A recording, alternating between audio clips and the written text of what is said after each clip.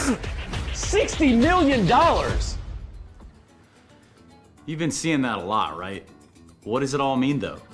Here's my friend Alex Machine Richardson to help explain. So, 60 mil, 20 tournaments, 8 weeks. You probably already know. But how does a club prove themselves to be the very best in the world? That is where the Esports World Cup Club Championship comes in. The Club Championship is where things really heat up.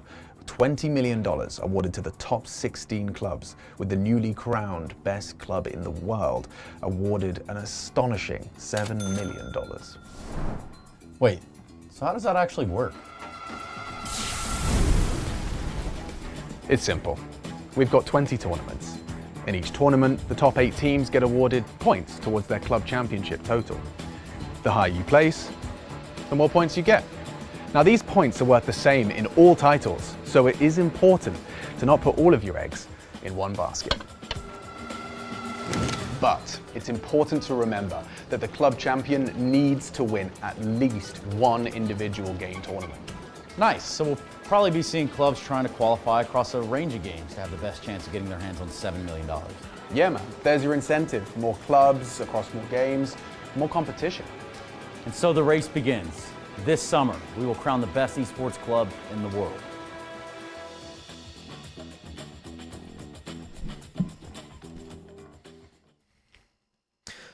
What's up, everyone, and welcome to the Rainbow Six EWC qualifiers for NA. I'm Harrison Crow-Broder, and I'm joined by the lovely James Sternab Parkinson, the man, the myth, the legend.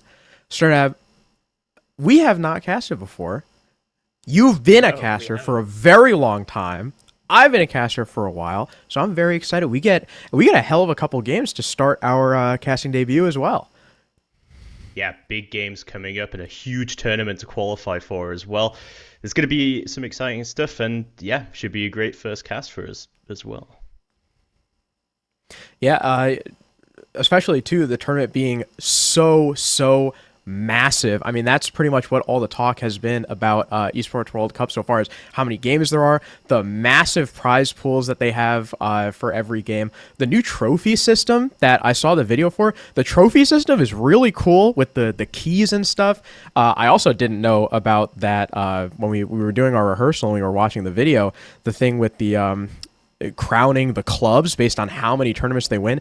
That's pretty sick. I mean, obviously, we're going to be super interested in Rainbow Six. I'm probably going to be watching, my fiance is doing Apex, so I'll probably be tuning into that. I'm getting into League, so that's going to be cool. Always love a bit of COD action. But yeah, 21 games, over $60 million. They've got life-changing prize pools on the line.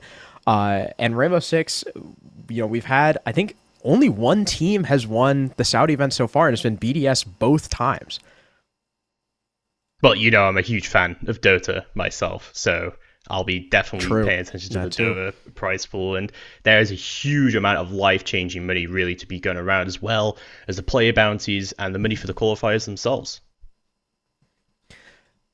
Now taking a look at how far we've progressed so far. Obviously, we're on the closed qualifier, and that what was really interesting about NA Rainbow Six. I didn't take a look at the other regions to see if it was similar, but all of our first round closed qual games were actually rematches of the final round of open qualifiers. It was the exact same games. All 8 teams participating were all pro league teams, and we had every single one of them be repeat results, except for one, which was SSG beating OXG. And of course, 3 teams from NA, 2 today, and then the losers of today will play tomorrow for that last 3rd spot.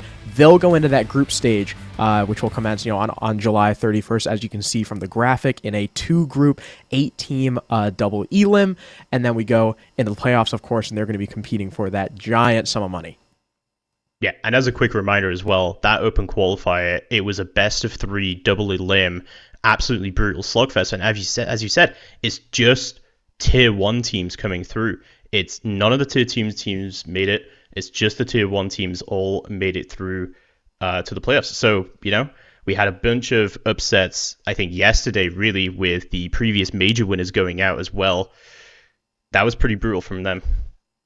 Yeah, speaking of that C9 BC losing, we can take a look at the other games we had from yesterday in our closed bracket. Like I already mentioned before, these are all rematches from literally like 2 days ago. DZ once again beating Wildcard, Sonics beating C9 Beast Coast. You mentioned the major winners twice in a row, both in open and now here in close to knock them out. LG beating M80 again.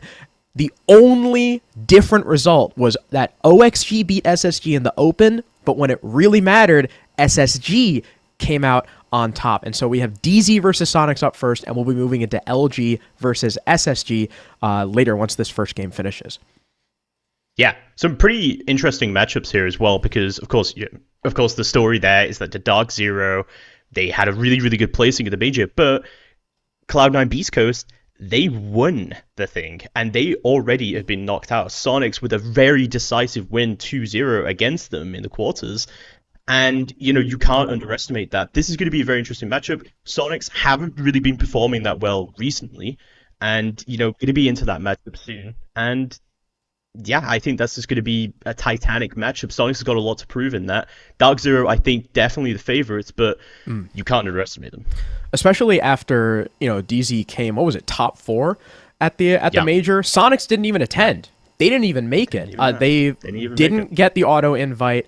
They actually didn't even go to the bracket because they were placed so low in NAL. They had a pretty underwhelming NAL stage, especially after a pretty major roster shuffle, adding Adam and Merc. And now between NAL and now, they've actually made another roster move. Instead of playing with Geometrics like they had in NAL, they've got Grixer back. And so far, at least in this qualifier, it's worked out. Yeah, big shakeups coming up from Sonics, and yeah, as you said, it's worked out pretty well for them, knocking out the major winners, and and knocking out them twice as well, not just a lucky win, you know. So, that's a huge matchup for them. This is really going to be Sonics saying they have to make a statement with this game, and they say, we're here, we can compete, our roster changes work, our team can work, and Dark Zero is really going to be that hurdle they kind of have to get over in order to qualify for the Esports World Cup.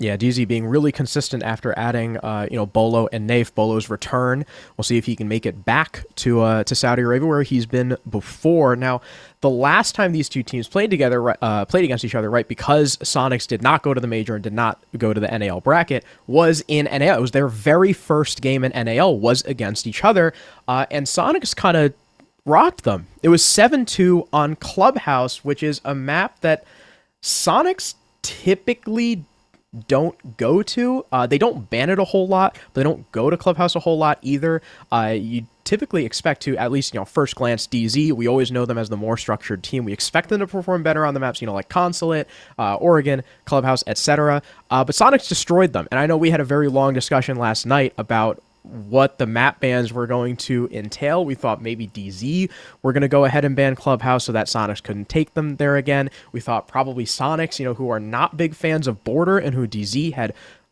very recent success on. We thought maybe Sonics were going to take that out.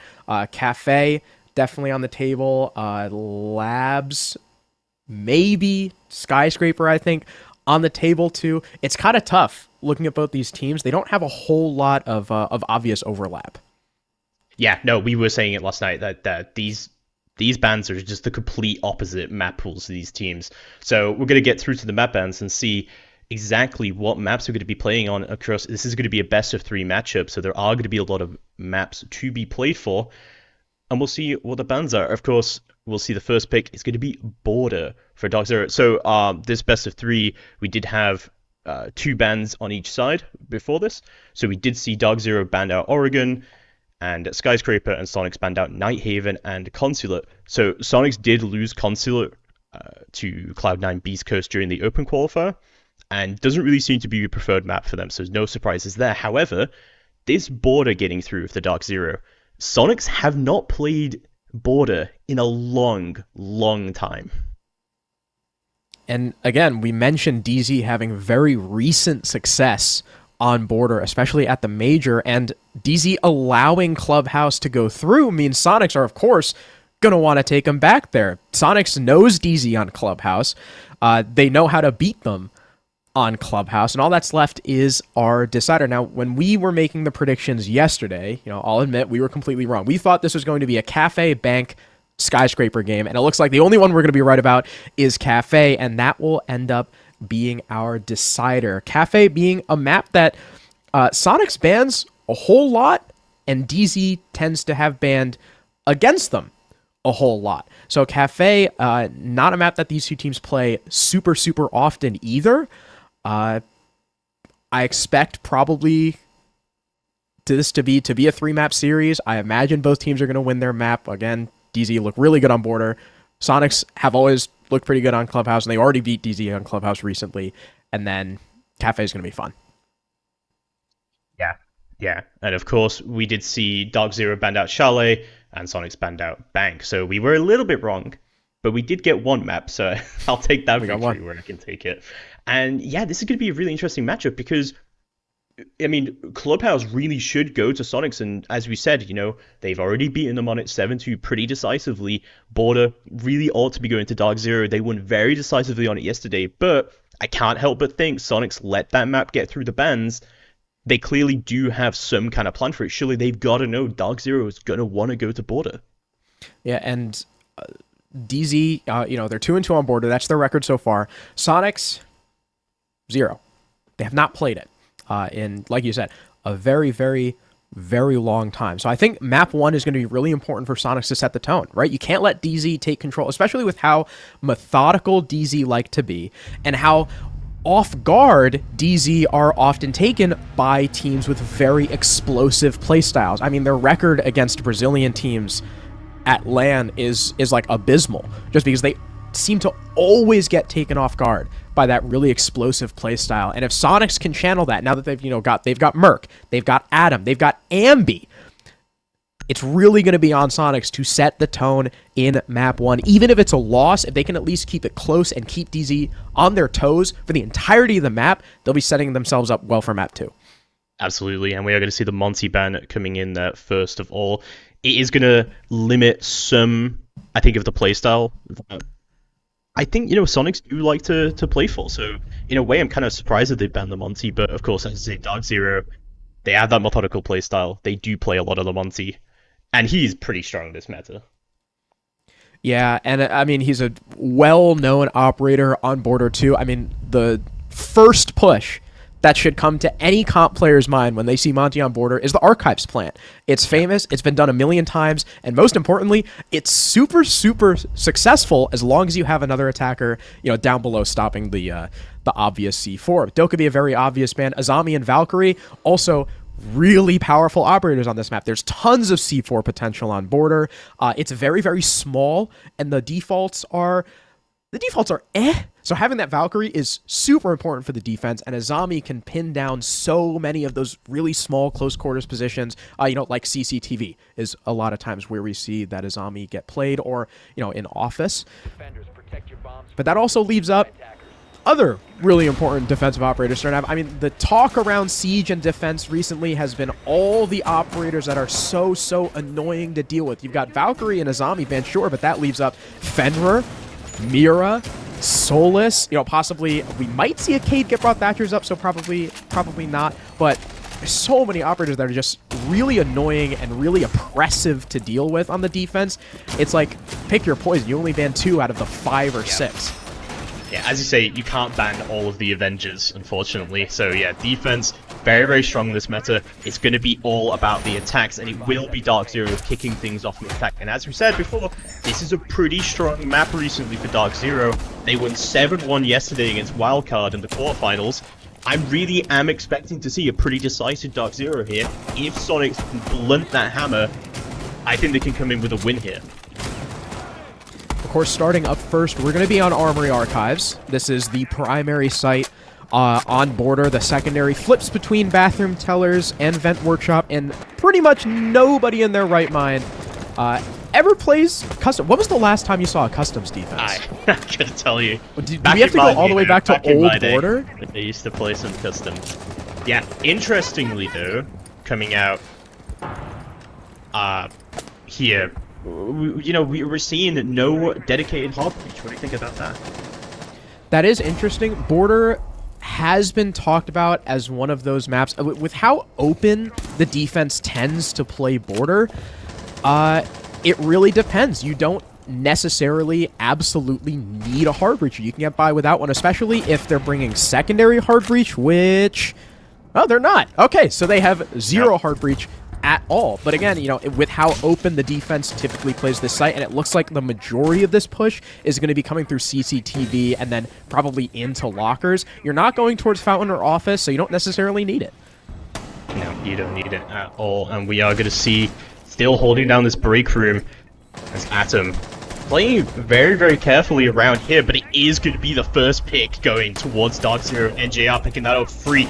Fireball to go through, flashbangs coming through, Atom getting forced out of that break room as the push comes through, Bolo picks him up, and now they've turned into a 5v3. Grixer does strike back, however, does get down for it, but the plant is starting to come down. Smokes have gone through, and there is no answer from Sonics as the plant has gone down. It's going to be a very tough retake.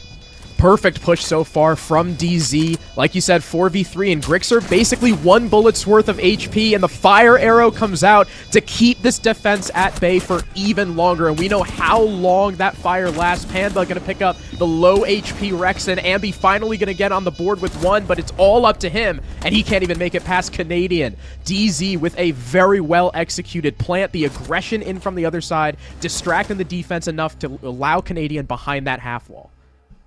That is honestly just Dark Zero pushes in a nutshell, really, where they just get set up perfectly, they get all their peas in a pod, everything in line, and then they just execute. And about 5 people are dead, the plant's going down, smokes are going down, flashes are going out, and it's just all gone haywire, and Sonics had zero answer for it. Attackers need to locate and The Capitao, I'm surprised the Capitao was allowed in, you know, with his utility as easily as he was, considering the Wamaya was being played, but he was all the way on the opposite side of the map. And again, you talk about what is DZ going to do? They're going to drone in the site, and they're going to identify those little pressure points where you may have the smallest of holes, and they wedge their way in. Perfectly played by DZ. That 5v5 execute attempt is what they love to do. Sonics now looking to swap things on Bathroom, and Teller's rocking the Echo. So Grixer will have a little bit more information and a little more plant denial to his aid. Maybe we'll see one, you know, kind of perma placed in the site just in case DZ want to go fast again. Here's what I'm concerned about. There is no denial other than the Echo. We don't see any impacts left because they've already been used. We don't see any C4. We see a Blitz. We see a Glaz. I mean, you know what's about to happen, right? They're about to hop through this window, smoke everything, and then hold upside down on this window with the Glaz. And it's going to be awesome. I love this push. Yeah. This is one of my favorite pushes. Yeah. Glaz is... It is a good push. He's my favorite operator. And he's, you know, ever since Ying Glaz meta, he doesn't see a ton of play. So I'm always happy when he gets out. So not only are we going to have the rush, but we're going to have 2 players pinching from the other side of the map, the Lion and the Buck, who don't necessarily need to be with the team here. But Canadian's not planting Soda Machine. He's rushed all the way through the line of smokes, dead center, and no one from the defense is the wiser. They let it go down. It looks like the Fenrir didn't even react, and now he's dead. NJR on that Glaz coverage from the window gets the opening pick. The plant is down. The Buck is trying to strike from the back, taken out by Grixer, but now with 30 seconds left, the Blitz is running amok in sight. There's 2 men outside to cover the plant. What can Sonics do?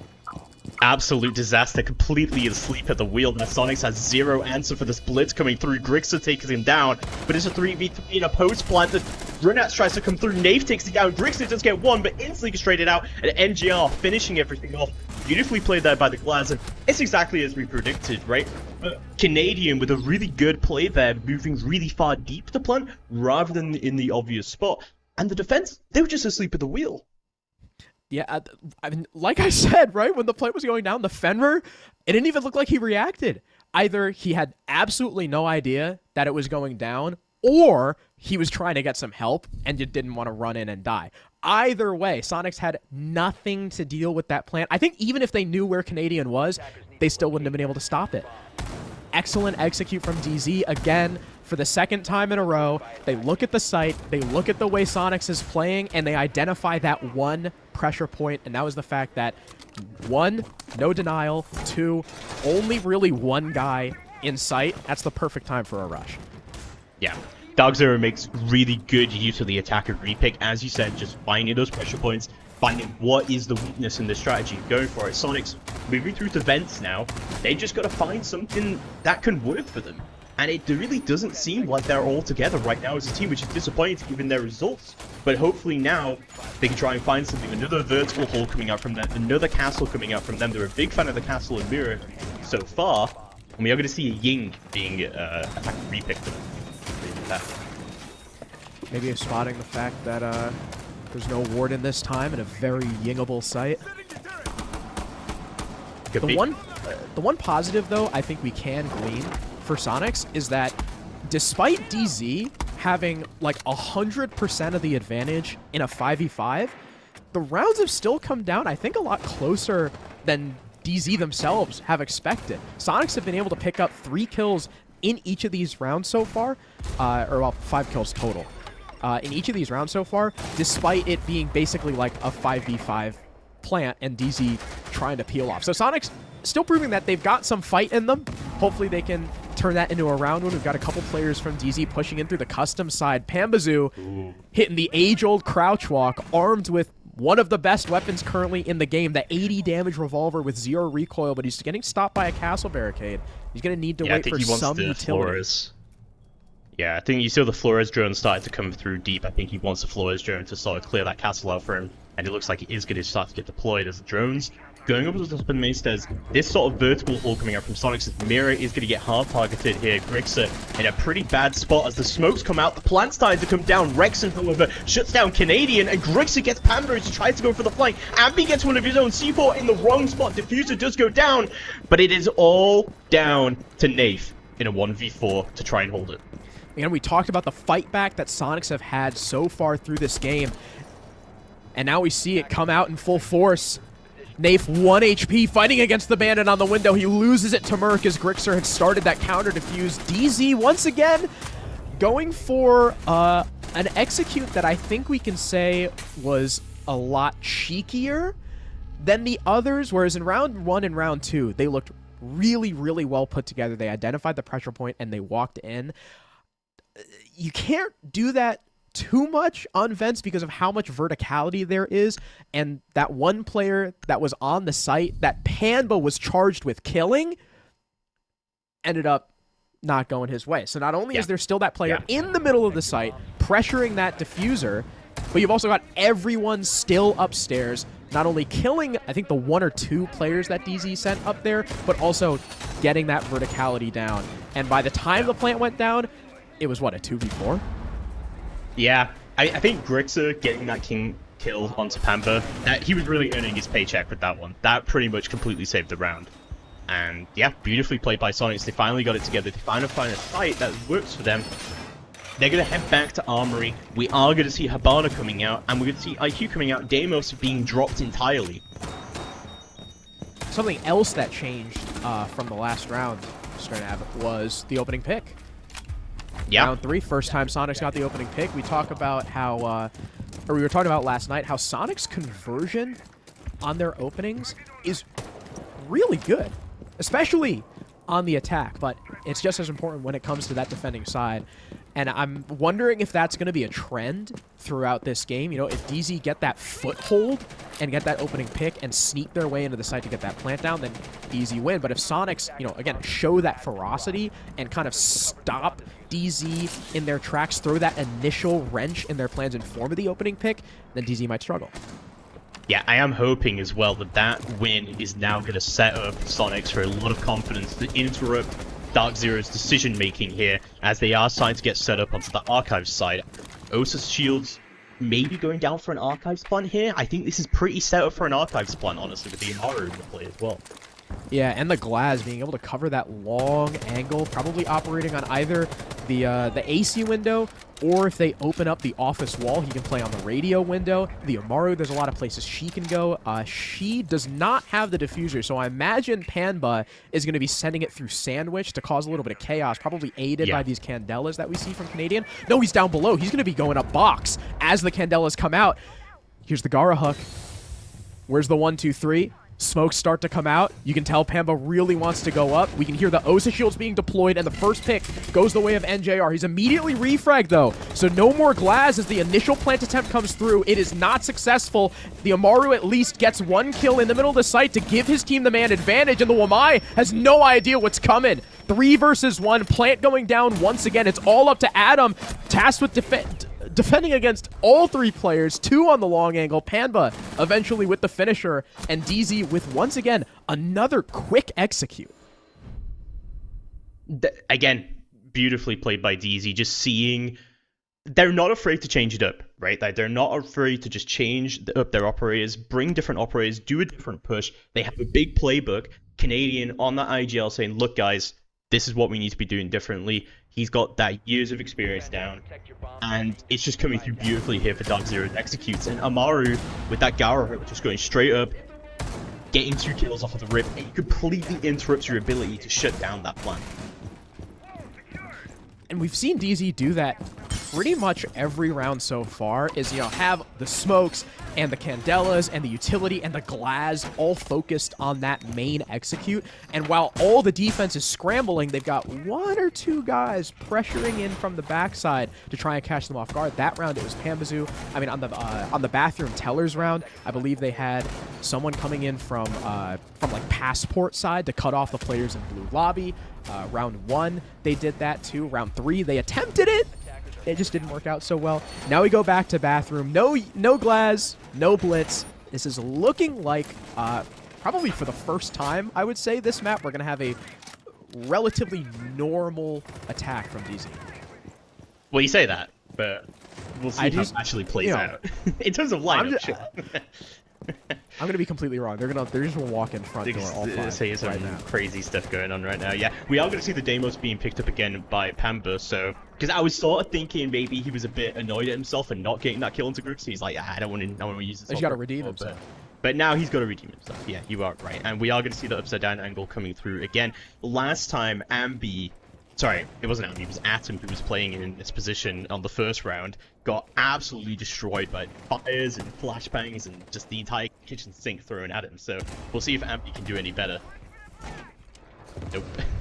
Nope. He does not want to mess with it. He's immediately going to fall back as DZ look to take full control of this top floor. There is, I believe, 2 defenders still upstairs, kind of in that Armory Archives area. No, I lied. There's 3. I didn't realize there's a guy over towards box, and that's where the Candelas are being focused from Canadian. Now putting out those smokes, swinging. It's the Mira playing behind her window. In comes the Deimos revolver out, but he's not blinded. Merc just swings him, gets the kill. At the very least, Ambi was killed earlier, so it's not an opening pick for the defense. It's a refrag, but there's the C4, and Merc stuck in box. Like an animal backed into a corner, now good for 3 kills, and the entire push from DZ has fallen flat on its face because they could not get this guy out from behind his window.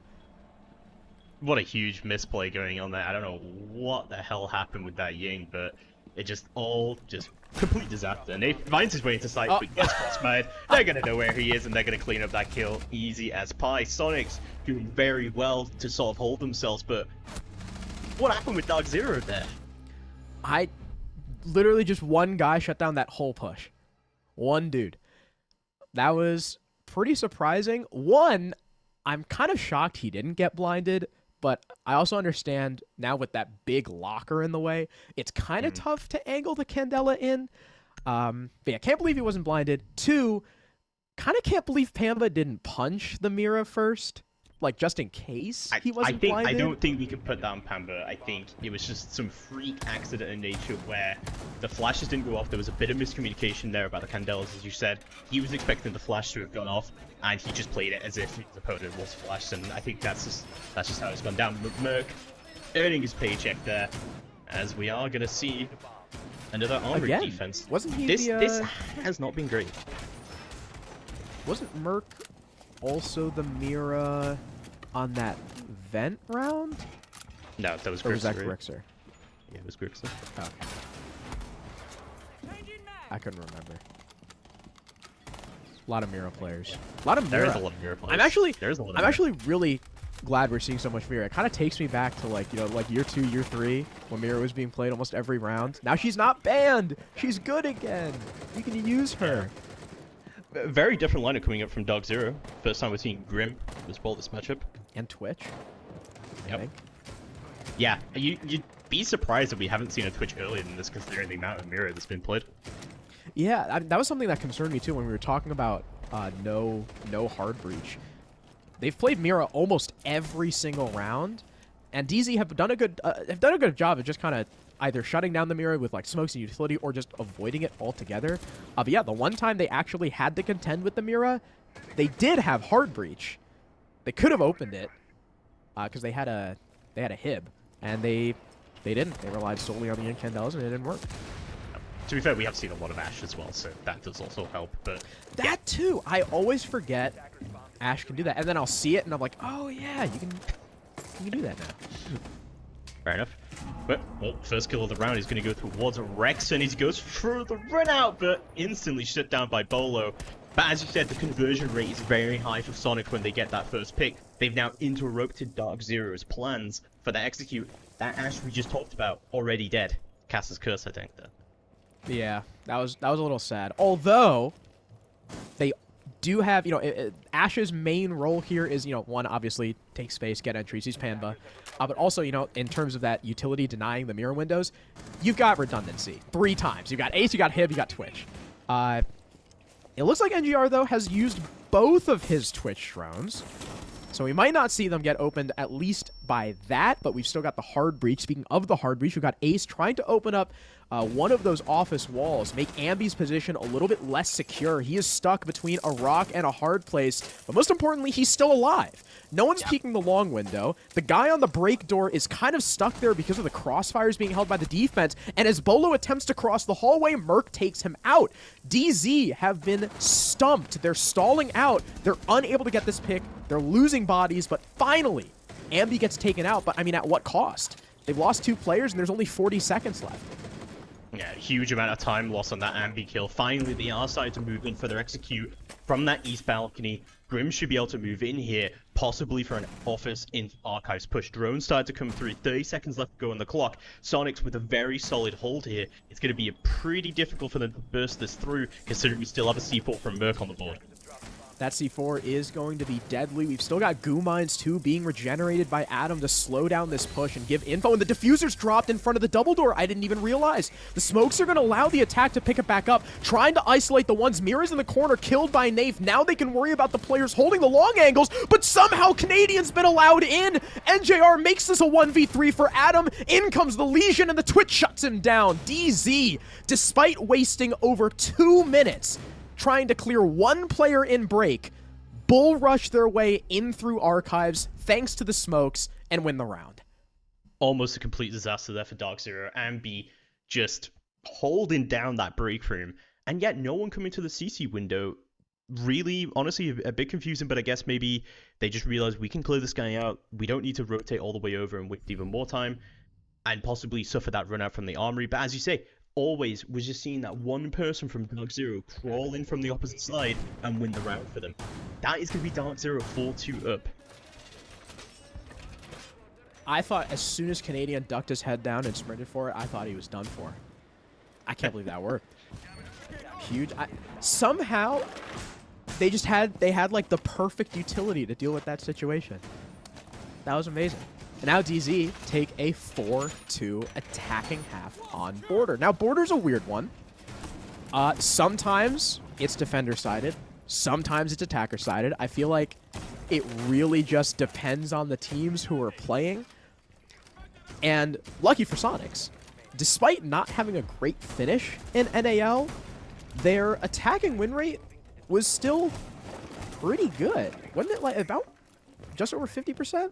Yeah, they did just about beat the league average, so... Yeah, Sonic's pretty decent at attacking. We'll see how that does actually play out for them. Dark Zero is a pretty disciplined team, honestly, when it comes to it, so, you know, we'll see how that goes through, but it's not a terrible half, as you said, because it can be pretty attacker-sided, but it's not exactly ideal.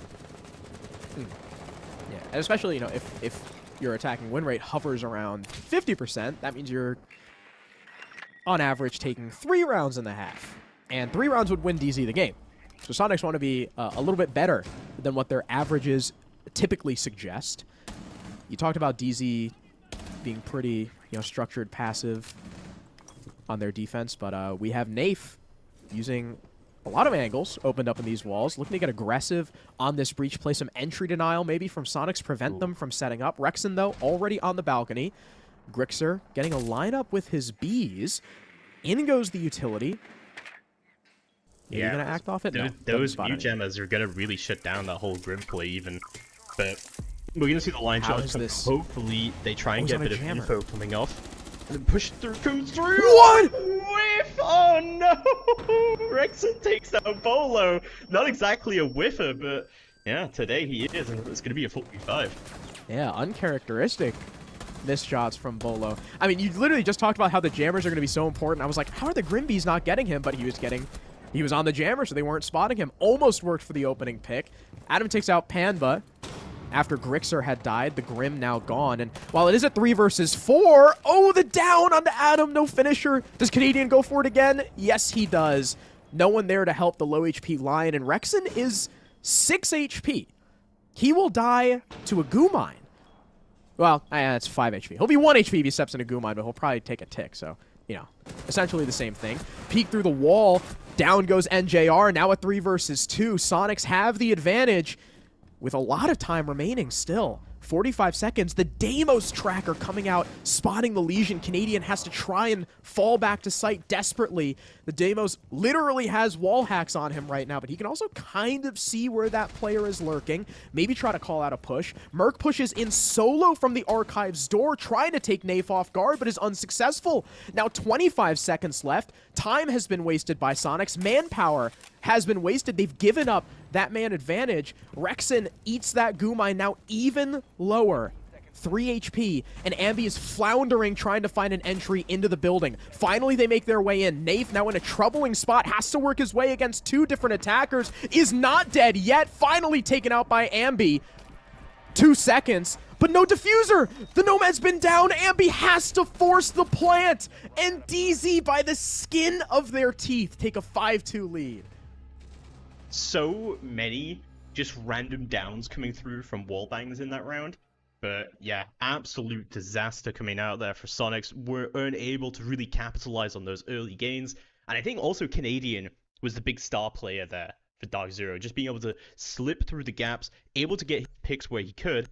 And I just happened there. It was a complete disaster for Sonics. They just weren't able to convert at all. Just the inability to flush out Nafe, really. Even though Nafe didn't like win the round, I feel like he won it. He was the MVP. Just sitting behind that locker on the island completely stumped Sonics. They didn't know how to deal with it. We saw Ambi was just jiggling and jiggling and jiggling on that doorway, trying to find his way in. And although he did eventually kill the Warden, I mean, that was after Nafe wasted like a minute and a half. Sonics are doing nothing. Now 5-2 for DZ, trying to prove that this is not an attacker-favored map right now. It is a DZ-favored map. Bolo, after whiffing on the Wamai, he's back on Old Reliable. Just look at these attacker repicks. Every single person on Sonics is just repicked. The Thinker coming out, I think that's definitely the first time we've seen Thinker. Yeah. He's running the spear too. Ooh. Break that LMG back out. Come on. Play that LMG like a real man. That's what I'm saying. They got Blitz, though. Yeah. We all know how much it sucks trying to deal with a Finka Boost Blitz. I mean, dealing with Blitz already sucks after the shield rework. Nope. And now you don't have Panda. He's gone. All right. To the afterlife.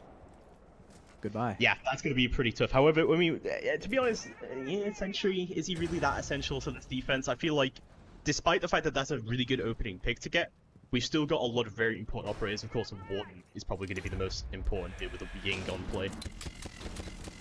And in go the Candelas. NJR is tucked in the corner. Down goes the Blitz and the Finka! Both of them succumb to the MPX. Bolo, off-screen, takes out Adam, makes matters worse. Grixer able to get one back onto the dock, taking damage as he vaults back out. In through the hatch comes Nathan and dies?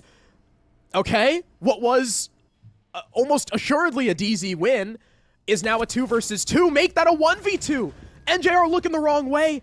Canadian takes down Grixer and looks to retake back up top. There's some info on Merc as well. They've got the bulletproof in sight, but there's no verticality here inside Tellers. He's forced to drop the hatch. Canadian can hear the plant going down. He's got to know it's in the corner. Merc can step up, but the shotgun comes out. One pump will put him down, but Merc gets the better of him. The Ash almost single-handedly saves the round. Merc earning his paycheck once again. I like how I've coined that now, and we're just using that completely. You have. Yeah. Yeah, it was the Merc perfect earned a little bit example. more than his paycheck there. Yeah, honestly, I thought as soon as, the Yin Candle was coming through, which, by the way, as soon as I pointed out, just immediately happened. So I think that's a Caster's Curse moment right there. And I feel like either Sonic just didn't know that the Warden was playing in bathroom there, or just underestimated him. Because I thought that round was a complete flop as soon as that all fell through. But Merc massively recovered that round for them. He's the MVP there. Super. Got this guy a bonus. Yeah, absolutely. Something I do want to point out that I think is quite interesting. Maybe this is like reason why they're bringing the dock. Is that the Oryx was, doing a lot of reconstruction, and then the dock was healing him afterwards. So that was quite interesting, I thought. Yeah. Also, watching him drop the hatch to his death was pretty funny. Yeah, that was good. That was also funny. Thanks So, for that. That's gonna be the replays. Despite the heroic efforts from NJR, Merc's just a little bit better. Now we're gonna go. We're gonna repeat though.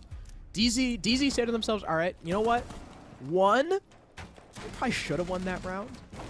Two, surely they're not gonna do the same thing again, and they're not. Sonics have no blitz, no Ying, none of that silly stuff. Again, we're probably gonna see a pretty normal attack. Probably looking to take top floor. They brought the Brava this time, interestingly enough, maybe to get rid of some of that site utility, like the BPs, like the info. Otherwise, yeah, I don't really know what you'd use. I guess the defaults on border are pretty good for flank watching. Like you have the 90 cam, east stairs, main lobby, stuff like that be pretty important. Yeah, no, the Brava is pretty interesting here. We do have the 2 bulletproofs, so that's probably, I think, the main focus here. But yeah, no, for sure, you are right. And the Doc is holding Bolo. He is trying to hold down Brazil where he can, but those flashbangs are pretty deadly in that position. We are going to see some rotates come through. Bolo still trying to hold down this break room area, and this has really been the essential play for both teams. If you can survive in this position, you could do very well for yourself, but we're already seeing a hop-in. As Panva off screen gets the opening pick, the Oryx looking to capitalize on the crossfires, but now both Canadian and Bolo are dead thanks to the players who jumped in. Nafe with a refrag, so we end up in a 3 versus 3, but I can't believe Sonics just got away with that, just hopping into the window, taking the fights, and winning them. Yeah, really aggressively played there by Sonics, and they have managed to now turn this into a 3v3. But we'll see how the rest of the round develops. It's just about halfway through, as we'll see just a slow, methodical play from Sonics coming out. They're getting the drones out, they're seeing what opportunities can we take as the smoke starts to come through. Peek in from Panbazoo as well, but unfortunately for him, Grixer was ready for it. A second kill for the Brava now. 2 versus 3. Dark Zero once again find themselves on the back foot. Both players now on the first floor. Sonics have full vertical superiority here. NJR attempting to tuck in the corner right by Soda Machine. Otherwise, Yeah, it's really going to be up to Nafe, I think, to cut down anyone moving in through vertically. I think NJR is pretty much fine here by himself as long as Nafe stays alive. Yeah, losing that vertical play is definitely going to hurt them in the long run here. But yeah, as you're right, Nafe should be able to stay up here as that vertical starts to get opened up by Rexon on the book. It looks like they could just go for a drop here and see what they can do here. Brava drone starting to come through, seeing where these wardens are positioned as the nades start to come through. This could be an interesting play.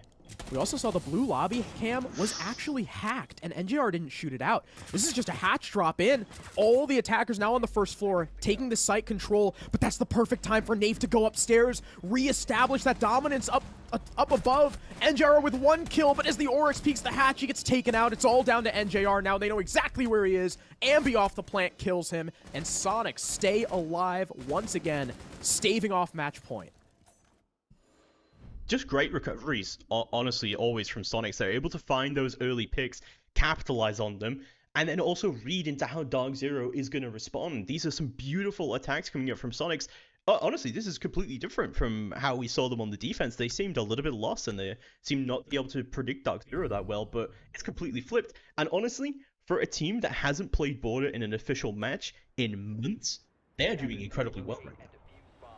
Yeah, and we talked about, earlier in the game, we talked about that even when they were losing, the highlight for Sonics is that they've been able to stay in these rounds no matter what happens, and we're finally able to see them convert.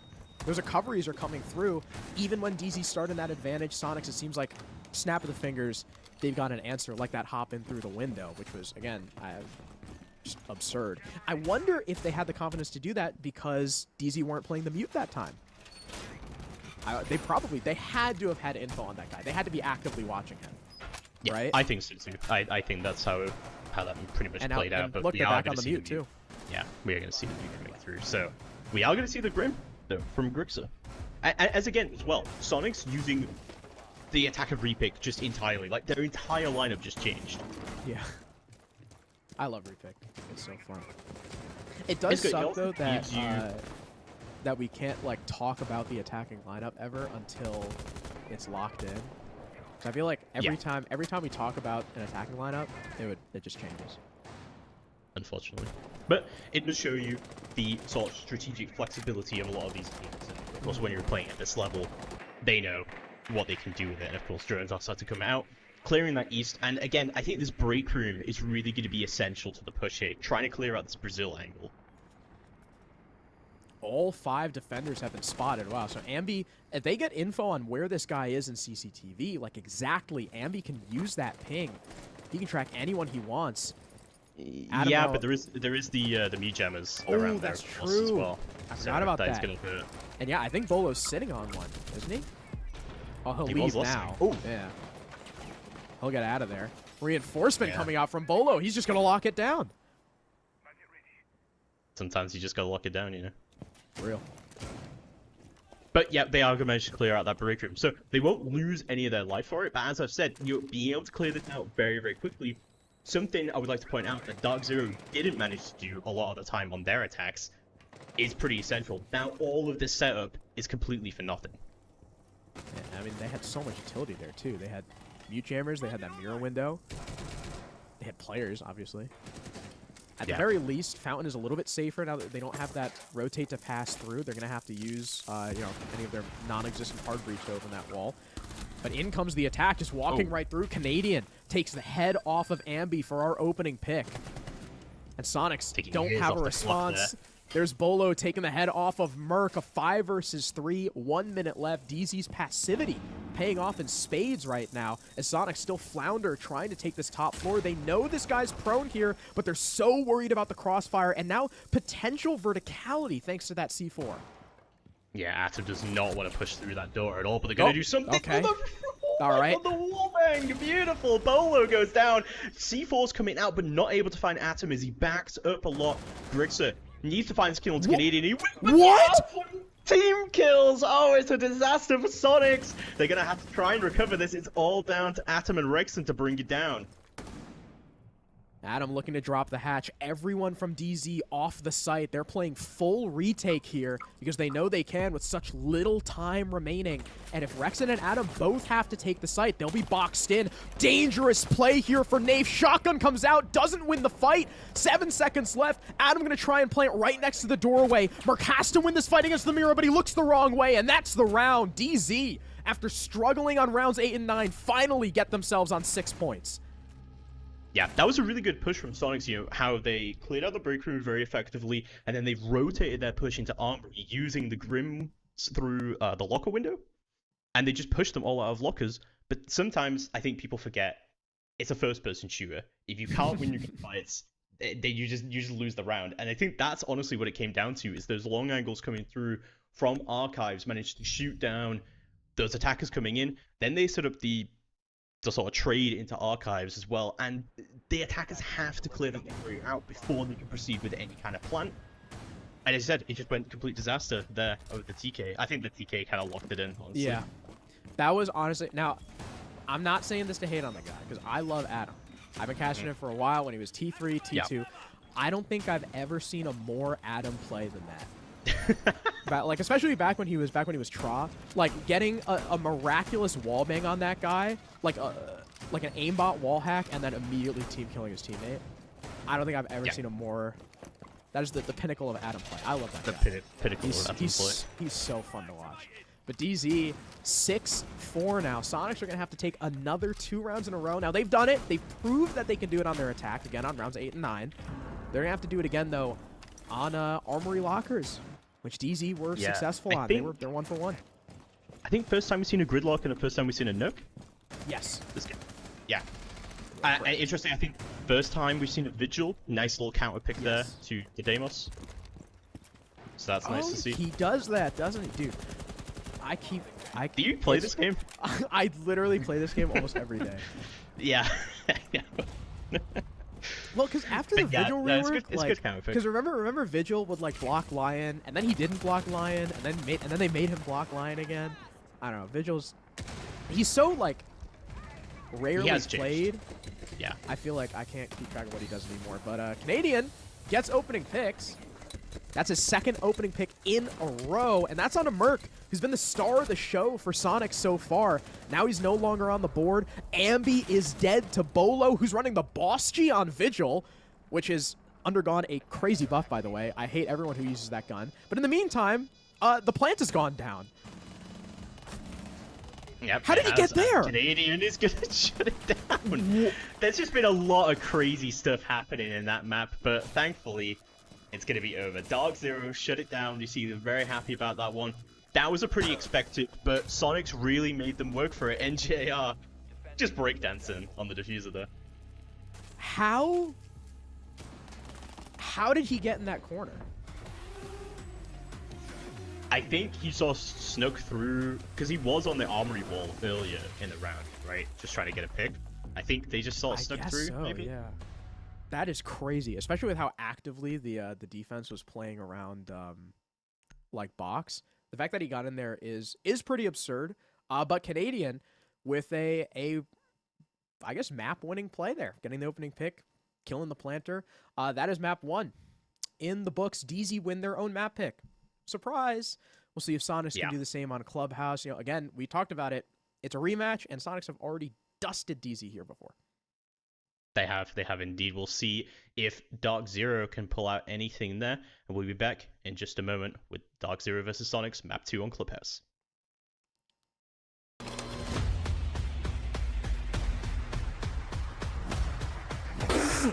$60 million! You've been seeing that a lot, right? What does it all mean, though?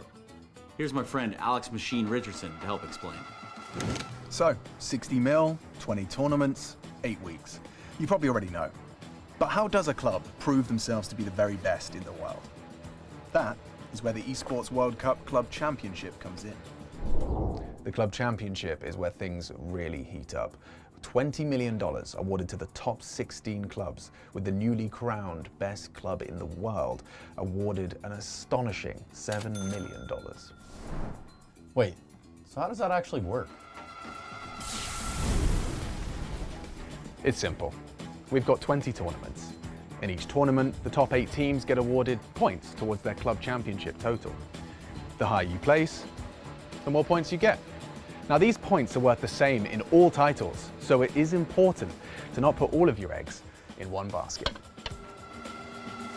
But it's important to remember that the club champion needs to win at least one individual game tournament. Nice, so we'll probably be seeing clubs trying to qualify across a range of games to have the best chance of getting their hands on $7 million. Yeah, man, there's your incentive. More clubs across more games, more competition. And so the race begins. This summer, we will crown the best esports club in the world.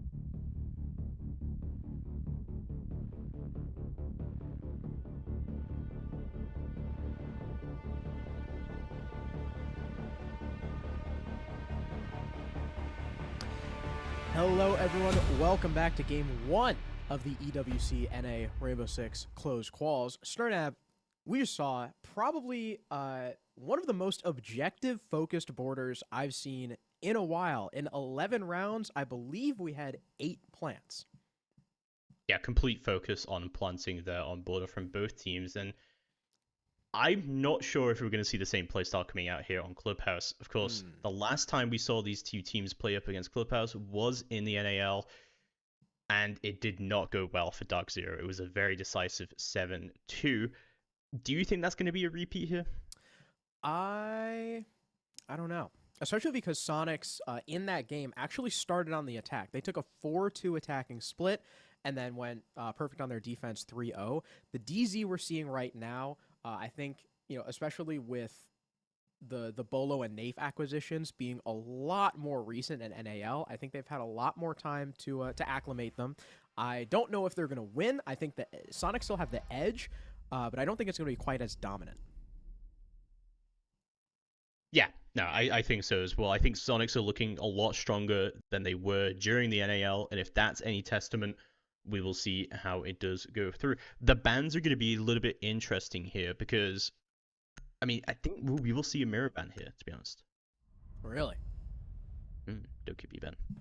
I mean, They banned Dokkaebi the last time they played. I know they didn't. It was DD who banned the Dokkaebi. Okay, that's interesting. she's a good ban. We actually have the exact same bans already. Monty Dokkaebi off the board. Now, last time it was, what was it, Azami Valkyrie? Yeah. Azami, There's Azami. Valkyrie. But I think this is going to be the mirror ban. That's what I'm counting on, personally. The only reason why I would say no is I don't think she's as good on club as she is on border. Ooh. There it is, Fenrir. Fenrir. Who is good on Yeah, every is map. Pretty good. He is pretty good. I mean, that's also- the case, then we are going to see, I think, a lot of mirror play here. Because, yeah, you are right on a... I mean, just on CC, I think really mirror is not that great. But on the downstairs on Jim, she's That's true. good. There she is. There she Right is. there. Right there. I That's pointed it. at my screen. I pointed at her. You guys can't see that, but Thanks, I gestured you know. in real life. Thanks for letting us know. So yeah, we are going to see that downstairs, and we are going to see the Yo-Yo coming out. Of course, the Valkyrie not being picked before because she was banned. Yeah. So yeah, I mean, okay. So last time we saw a lot of Grim play, and he has been very, very good for sort of pushing out defenders out of those pesky areas. Like on border, we saw that armory push started to come through. And Grim's going to be very, very useful here. I think, especially for that church wall, if you want to do that sort of main stairs push, and for the blue push as well behind Jen. Yeah, a lot of people use Grim as that kind of pseudo Capitao, except you have more of them, so people like Grim. Better gun too, I would argue. Commando's better than the Para. We've got Valkyrie cameras going all the way up on the 3rd floor. So DZ want to extend their presence all across the map. Time will tell how much they want to stay there if they start getting pushed out. We'll see if they just play for a quick fallback. Seeing as how it's really just Bolo, I imagine we're playing a quick fallback, but Canadian is next to the kitchen window with the barricade prepped for a run out. He did have the aggressive setup from Dark Zero, by the way, just in general. Yeah. I was going to say, he had a potential victim, but decided against it. Bolo does get droned out, and he falls back. So, yeah, this is probably looking like a very light roam. Despite how aggressive it looks, Canadian also has got the hatch drop, or soft. So I imagine as soon as he feels the slightest bit of pressure, he's just going to pop it and leave. Yeah, and we are seeing that retreat starting to come through. Of course, we talked about the Grim. Would you see the mute being played? Of course, that is going to be a good counter to all of that going through. Bolo picking up that drone as well, and he is sort of slowing the roll on this hold. But to be honest, this is a really quick clear from Sonics, given everything. Yeah, only a minute 20 right now off the board, and the kitchen hatch is open for them, so they're not going to lose any time there either. They didn't know. Oh, wow! Wow! They had no idea it was open. And Canadian, so it's a twofer. Not only does it work for his fallback out of kitchen, but he also takes Ambi off guard. Now, you do have redundancy, right? You've got the Maverick and you've got the Ace. I just flubbed twice. But they're not going to be nearly as efficient as that Hibana, and you've lost, you lost Ambi, who is a star fragger. So great job to Canadian. Look at that. That's a tilter. It's a tilter. Yeah, that's sure. a tilter. And there's a minute left. And they lost the drones that were in Ambi's pocket, if he had any left. They've only got 5 drones left in a 5v3. Yeah, it's not looking great as Bolo just managed to pick up Atom, and we are going to see that Moto drop coming through. The pre-fires coming through. Bolo just go down, but instantly traded out by Pamba. As the frags start to come through, Nafe trying to hold on where he can, but the push starts to come through this church wall as well. Pre-fires coming down, he will manage to pick up Pamba, and Nafe goes down as well. They've equalized it into a 2v2, and they're in blue. They're trying to go for the trades where they can, but the shield in AKs is going to shot all of that. Canadian sneaking down the long haul. There's no potential cover. He could easily get in, but Canadian's going to give the game away. The mirror window's going to get opened up as the shotgun comes out to try and hold down that nice little angle there as the T starts to come through. Only 15 seconds left to work with here. Canadian just playing very safe as the cover from the opposite side from NJR. The plan starts to come through. Oh, Nitro no! goes through, but instantly gets shot. Oh, it's going to be a frag from NJR onto Rexon.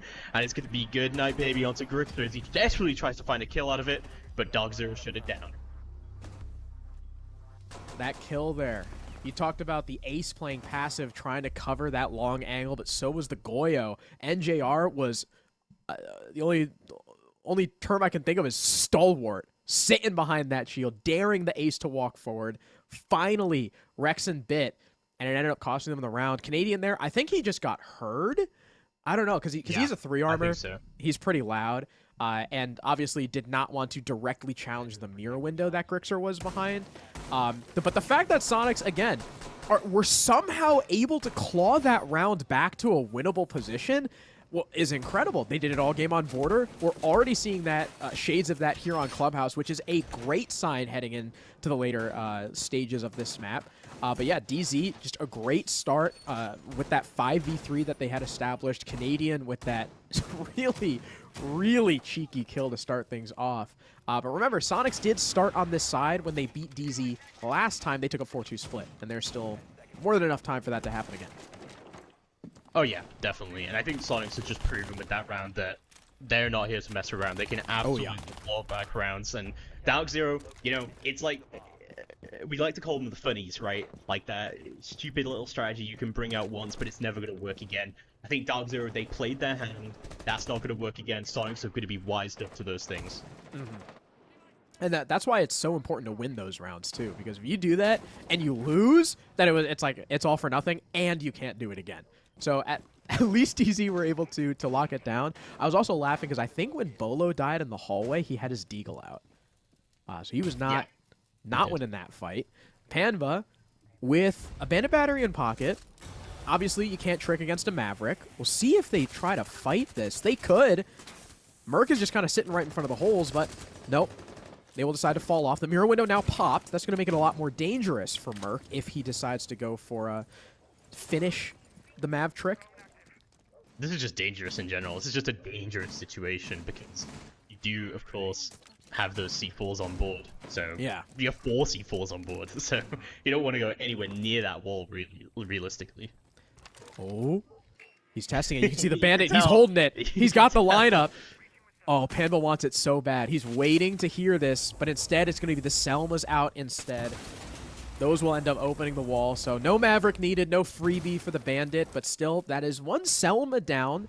Obviously, Ambi is still on Thermite, so his task is probably going to be to open that Jacuzzi breach if it's not open already, and then maybe that con single, but Bolo gets the opening kill onto Merc. I don't even know... Where was that? Did he try to go in downstairs? I think Bolo killed him top red. Yeah, I think so. Well, Rexon is going to shut him down in return as well. Turn this into a 4v4 as they do manage to get that cash control. And they've opened this all up. So I think this is actually a very good position for Sonics right now. Yeah, honestly, they didn't waste too much utility going for that cash clear. And obviously, you don't have to actually work your way into cash. A lot of times, people just hold it just so the defenders can't get any easy pressure from that server window and kill the guys on metal. And yeah, there's no one really in cash. They're actually completely leaving it alone, trusting that the defense is not going to retake it. Everyone from Sonics, either outside on the balcony or you've got Grixer right here on the roof.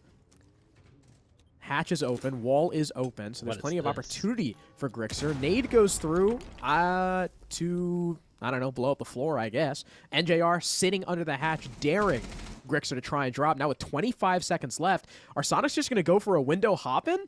Everyone was setting up on the balcony. Yeah, they just have to hope that they win their fights. Now 15 seconds left. Here's the utility. Smokes come out. C4 goes out. Gets shot out. Nafe and Panba are dead. Finally a kill from NJR, but now he's the last one left after Rexon collects 3. 6 seconds, but Diffuser finally gets picked up by Adam. Plant now going down. Halfway done. Rotate from NJR. He's in a technical 1v2 as Ambi's down, but now he's just 1 HP. And the time is working against him. He's got 30 seconds to kill both these players and hop on the defuse with essentially 1 HP. Ambi now obviously going to give the info to his team that he's starting to push up that hallway, but look at how passive these attackers are playing. They know that there is absolutely no way that NJR can kill both of them if they swing together. Bait from NJR, goes for the first fight, but there's a player far. The shotgun's not going to work against him. Vector out once again. Adam is just toying with him. He knows all he has to do is waste time. He doesn't even have to get the kill. And now with 10 seconds left, NJR has to stick it. In comes Adam. NJR, he's forfeited the round already. Sonics equalize 1 apiece. He desperately wanted that kill. He really did. Not give it to him. Yeah, I was thinking about that grenade into Logi. I think what they did is if you're playing around that sort of cash gold rotate and you nade off and you bounce it off, because of the way that nade timers work, you can't cook it. If he throws it from that far away, I think it instantly exploded, and I think that's what he was trying to do. So that was the interesting. new timers are weird. Yeah, but we didn't quite get to see it, but I was looking at the utility as it was being played, because that Ambi was throwing out all the smokes, and that I think that is really the difference maker, is how they managed to jump into gym like that and get the picks like that. Just that smoke play, really, and we talked about it. Really, is in that situation with that little time left, you just got to play the numbers. Definitely. So yeah, that was interesting, but we're going to be moving on. It's going to be a CC defense. Oh, we don't really see CC these days as that strong of a site. Yeah. So it is that sort of tertiary site on Clubhouse. So we are going to see stuff getting opened up. We are going to see the mirror being brought here. Again. Do you think he's going to do the CC mirror? Like the wall? Probably. I mean, that's been, I feel like, the most popular thing to do with Mira on this site, just because, you know, we talked about it before. She's good, but she's not great here. Yeah, I think she put one on the breach, and then one's going on the, like, by the red road. On red, yeah. Yeah. For sure. Rexon also, we gotta highlight Rexon last round. He got 3 kills. He was a big part of why they were able to shove their way in the first place.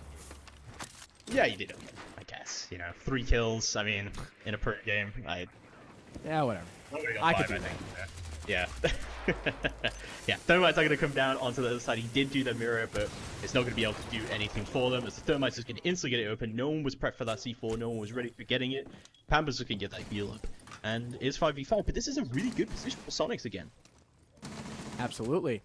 They've got so much time. That's the kicker, is the time. 2 minutes remaining. 2 players in garage. Maybe looking to pressure them out. Have Rexon walk in off of this utility. The nade gonna kill Pan, but he couldn't get up in time. And Bolo is the next to fall thanks to Ambi. All the kills lighting up the scoreboard orange.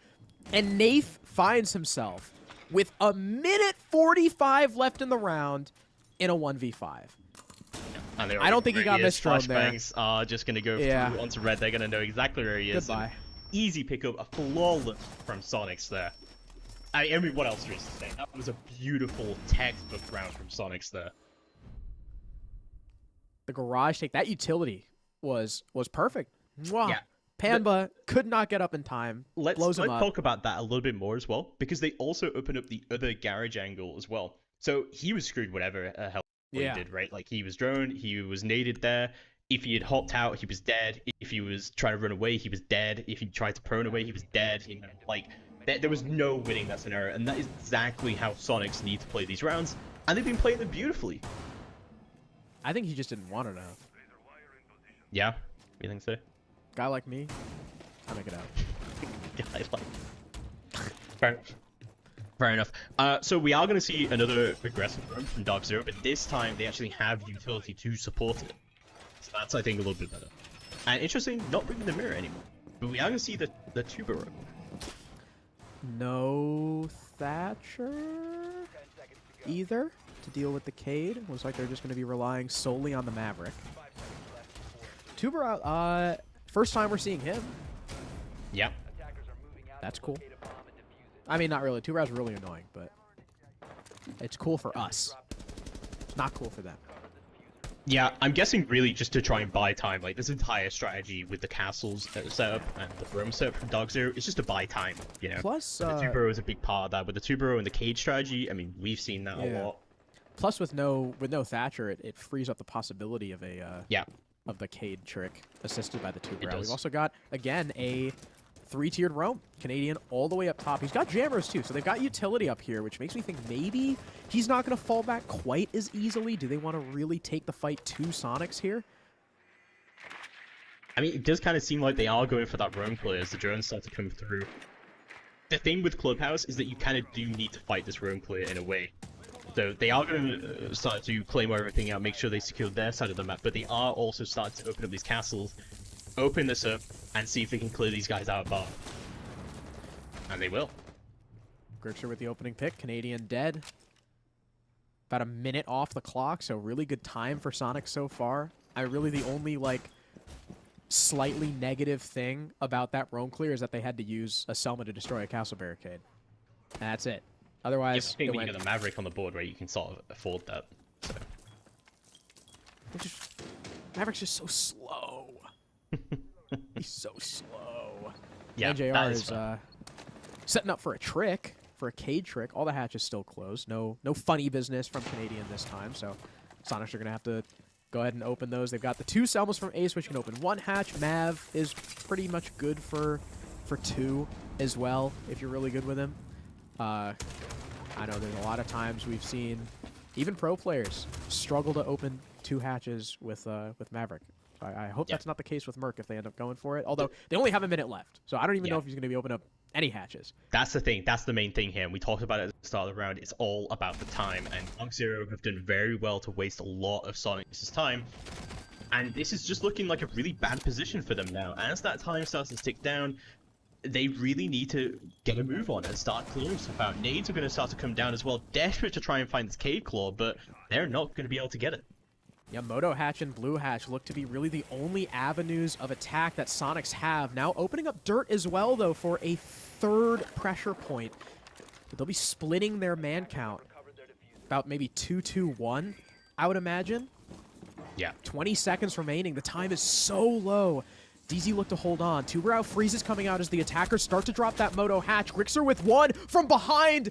Panda doesn't expect it. Or sorry, NJR doesn't expect it. Now it's all on Bolo. 1 versus 4. Nothing he can do. And once again, Sonics, with 20 seconds remaining, find the fights, pick off DZ 1 by 1, and the defense, the trade game is nowhere to be found. Sonic's just finding water from a stone. Great adaptation from them there, just realizing, okay, we don't have a lot of time, guys. Let's drop Moto. As you said, they split up their numbers, like that 2-2-1, going Moto, going Blue, going Dirt, and they just all pinced it together, and it was absolutely beautiful. It's like an orchestra when Siege is played this way. Sonics are playing absolutely beautiful. Dark Zero is really going to have to match that energy. The only round that they've won so far is, as we were saying, right, they were just trying to pull out the funnies, you know, they're doing like the open the hatch and kill him through and everything like that. I think, honestly, that kill from Canadian in the first round sort of won them the round.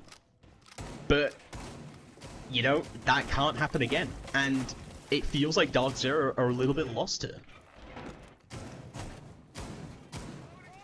Still an opportunity here for Sonics to take that coveted 4-2 attacking half. After dropping the first round, they have looked, even though, like, their early round is really good, and then they kind of, and this is, I struggle to say they stall out in the mid round, because it looks like they stall out, but for all we know, they could be, you know, they're discussing, they're formulating a plan. They're still active in that mid round. But to us, it looks like their mid round is a little bit weaker, and then it's like, flip of a switch, they're in the site and they're killing everyone. And it's nothing DZ can do. Can I highlight something there? The rotate that NGR made, that is exactly how you make the rotate. I'm sick of seeing this in my lobbies, you know. Yeah, Because stop this, reinforcing one of the gold walls. Yeah, Make the it in the mattress middle. blocks that angle. This is So crazy. you gotta make sure What you the put hell? That. But he died. He died to it. Oh no. That was crazy from both sides. The fuse thermite combo and then Nafe actively trying to do the putting a mirror trick, mirror yeah. window down. Yeah, the mirror trick. That was.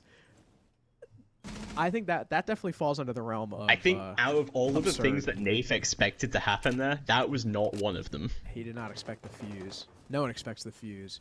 No one expects Now, the fuse. The attackers have a way in. At least there's still this mirror window, although not for long. And he can't clean it. He's gonna get open. Bolo's position a little bit more exposed. A drone at his feet as well. Can't even get the second charge here. Now in a 5v4, Sonics so far have been really, really good at converting on Clubhouse. Bolo starting to come under fire. There's two looking his way. You can see one through the mirror window. Will pop it open, but there's a nade at his feet. He gets one. Can't get the second.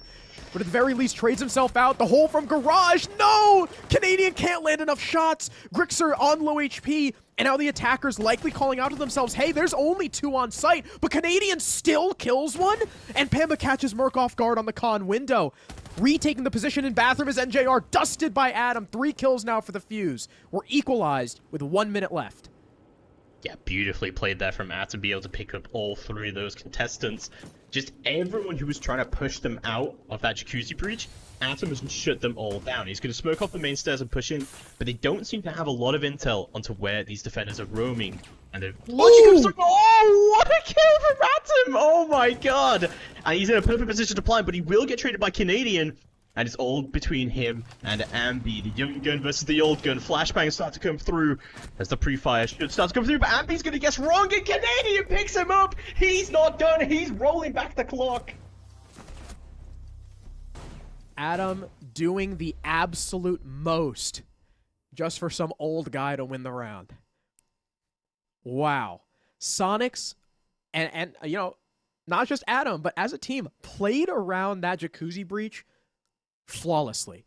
Everything they did was perfect. The thermite and the fuse to take Nafe out. Even though they probably didn't know that was going to happen, perfect anyway. Down goes Nafe. Using all that utility to flush out Bolo. Sure, Bolo goes 1 for 1, but Sonics already had the man advantage. So that guy's job was done. Adam got the trade. Pushing in, getting yet another kill on the guy retaking.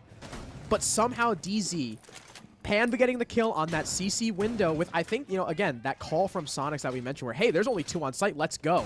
Maybe got a little bit ahead of themselves, and that's what allowed Pamba to catch that guy off guard on the server window, or sorry, on the con window. Also, don't know how Canadian got his kill. I don't know, maybe he came back up garage and killed the guy from server window. I'm not quite sure. But allowing DZ back into that round despite the efforts of Adam was quite surprising. DZ now, I guess we could say showing shades of Sonics, right? We think they're down and out, and then out of nowhere, they just kill everyone. I feel like, though, that generally Sonics are in a very good position to win this game, because it seems like every time that Dark Zero wins a round, they had to pull off something absolutely insane to make it happen. Yeah. And Sonics are the ones who are sort of playing the map better. So they are more consistent, but Dark Zero, clearly, they're making Sonics work for it right now. As the Maverick trick comes through, Thermite gets it open. This is going to be Sonics' last attacking half, and if they can pull out a 4-2 split here, they are a really good position right now. Even if they don't, I would argue they're still in a good position considering how Clubhouse last time went.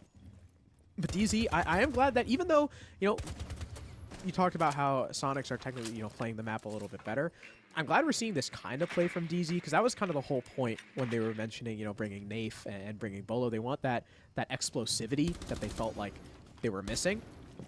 And I think we're seeing that. We're seeing very cheeky strats. We're seeing a lot of aggression in that mid-round. And Bolo, tapping away, gets the headshot, but very swiftly shut down. So down goes Adam as well. 2 players now lost on Sonics for the price of 1. Bolo dies in Rafters, gives up an important position, but you've killed the Maverick and the Thatcher, and you still got a player downstairs in Garage as well. That's Panda looking to catch another player off guard. The Capitao just checked his drones. They might have info on him. Canadian also very far afield over by Pool, so DZ have kind of this web encircling the map right now, and Sonic's looking very separated so far. Yeah, no, they are. I mean, the last time we saw this was like an absolute textbook attack. It was flawless last time. But as they come in, they're gonna get shut down. Pampa for the 2K. Ambi and Rexon both going out to headshots as Nate finishes it off. Literally, as I'm talking about a textbook attack, the textbook defense comes out from Dark Zero as they absolutely just shut it down. It's like we said last map. Sometimes it's just an FPS game, as you just die and you just get shot in the head, and that's the #1 rule. Yeah, it happens. I mean, we talk about it all the time too in a game where sometimes like you just get rolled by one guy. Like it happens. It's an FPS game. Sometimes someone's just super hot. But DZ, we literally just talked about that explosivity and that unpredictability that they wanted to add to the roster with these changes, and we saw it. Though this time from a long-standing player, Pambazu downstairs in the garage, good for 2 kills. And now DZ showing shades of border. Glaz coming through. Blitz as well from Canadian. He's been picking onto a lot of operators with smokes. We saw the Capital before as well. What is going to happen here? You think no, probably like Ram. a main stairs push with the Ram? This is a very interesting lineup from Dark Zero. I feel like maybe it depends kind of what's going on with Triple Ball, I guess, on Church, but yeah, okay, so it's fully closed. So maybe like a moto drop then would be the best way to do this. I feel like Blue, you got too many angles with the Blitz, right? Oh, they've dropped the Blitz entirely. Never mind. Yeah, no more Fair Blitz. enough. I was No more really Blitz. excited. I was excited as well. That's what I They- did. I they- told you. Osa's still We interesting can't here, though. talk about attacking lineups. No, we can't talk about it. So Well, upset. we're already in upstairs. They are. A DZ drone network working wonders. There is no... Right? Am I reading the map right? There's no roam. Nothing. Nope, no room. All 5 on site. Except for that one They guy. did, they on did main stairs. barricade a little bit to try and make it look like that there's a room going on, but yeah, there is not going to be any room going on. And Dogs are going to look right through that very quick clear coming out from them. Ram already doing work in kitchen and in the bar hall. That's what Ram's good at, getting a lot of soft breach done very quickly. Really, I would say Ram's only real weakness is her lack of flexibility, right? You put that drone down, it's going in a straight line. You're not changing it. Whereas with a buck or a sled, you can kind of cherry pick where you want things to go. You've also got the breaching charges as support for that vert from NJR. Last Ram comes out, destroying even more of that kitchen floor and making Arsenal pretty much impossible to play for the defense. So we know what DZ are focused on. They're real focused on kitchen. This is probably going to be a drop. Yeah, I did want to point out a couple of things, like the Ram is great for the sound as well, and also he used 2 Havana charges to make sure he doesn't get impact tricked like at a time. Really smart play coming out from Dunk Zero. That is the kind of thing that sets pro teams apart from regular teams, but as I say that, Atom gets the first pick of the round, NGR already going down. I believe that was through that hatch. There's a nasty angle you can get from behind box 2. There's like a little pixel at the edge of the hatch, and I'm sure that's what Adam used. Now DZ once again find themselves a man down. They were only able to convert off of an opening death once so far this game in round 5 on that gym round that came down to a 1 versus 1. But here's the utility dump through that kitchen hatch, answered by the smoke babe from Rexon, and Canadian's going to drop right through anyway. Try to set up the Osa shield. Bolo on the cover kills Adam. More toxic babes, but they don't hit. Canadian can sneak the plant through the gas. Ambi trying to pull his way through, gets cut down. Rexon just has to take the fight, is successful somehow, despite the hatch being open. All of the attackers no longer watching it, finally cut down by Nath. After the dust settles, we find ourselves in a 1v2, all up to Grixer against Panba and Nath, but the diffuser has been dropped in the bomb site. Down comes Panba, chewed up by that SMG-11. Now all up to Nath. Secondary out, Bearing 9 versus SMG-11. 8 seconds left, and Nath comes out on top. DZ, again, a very close round, but they come away with round 7, and for the first time since round 1, take the lead. It is crazy how Grixer with the Toxic Babe, I don't know how that happened. Maybe he got stuck on the shelf or something, but he just about missed where the Osa shield was going down. And I thought, oh, well, he's just trolled that round now, or, something happened or whatever. And then he just just ran all the way in, shut down Canadian on the plant, and then ran all the way out. And then what an absolute hero, only to very narrowly lose the round. Absolutely insane rounds coming out here, where it shows you, even though that a team could play textbook, and against any other team, that would absolutely ruin them, Sonics realize we're losing this defense. We need to get aggressive. Ambi tried it, Grixer tried it. Sometimes you just gotta run. You just gotta do something. Yeah, that was the fact that he got away with that kill was ridiculous. And I think it was Rexon on smoke. Grixer was on mute. Yeah. It's okay. I do that all the time when two people are on the SAS. But yeah, it was Rexon running up. But DZ, like, skin of their teeth. And that's kind of been the theme for Clubhouse so far on their wins have been very, very close. Where Sonics, on the other hand, I mean, they have a flawless round. They have one of their rounds where there was only one death. But DZ still have the lead.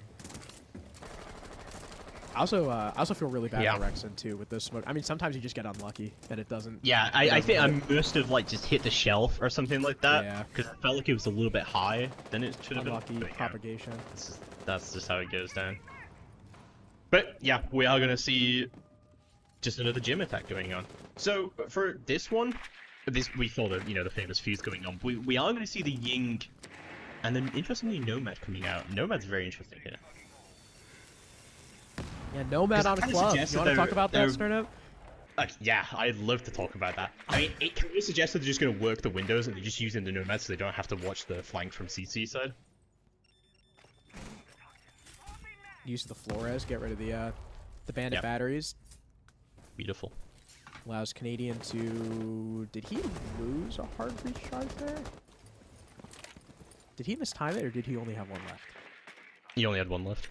Okay. I was about to say. But I don't know if he lost one doing something before that. That'd have been pretty funny. On that one.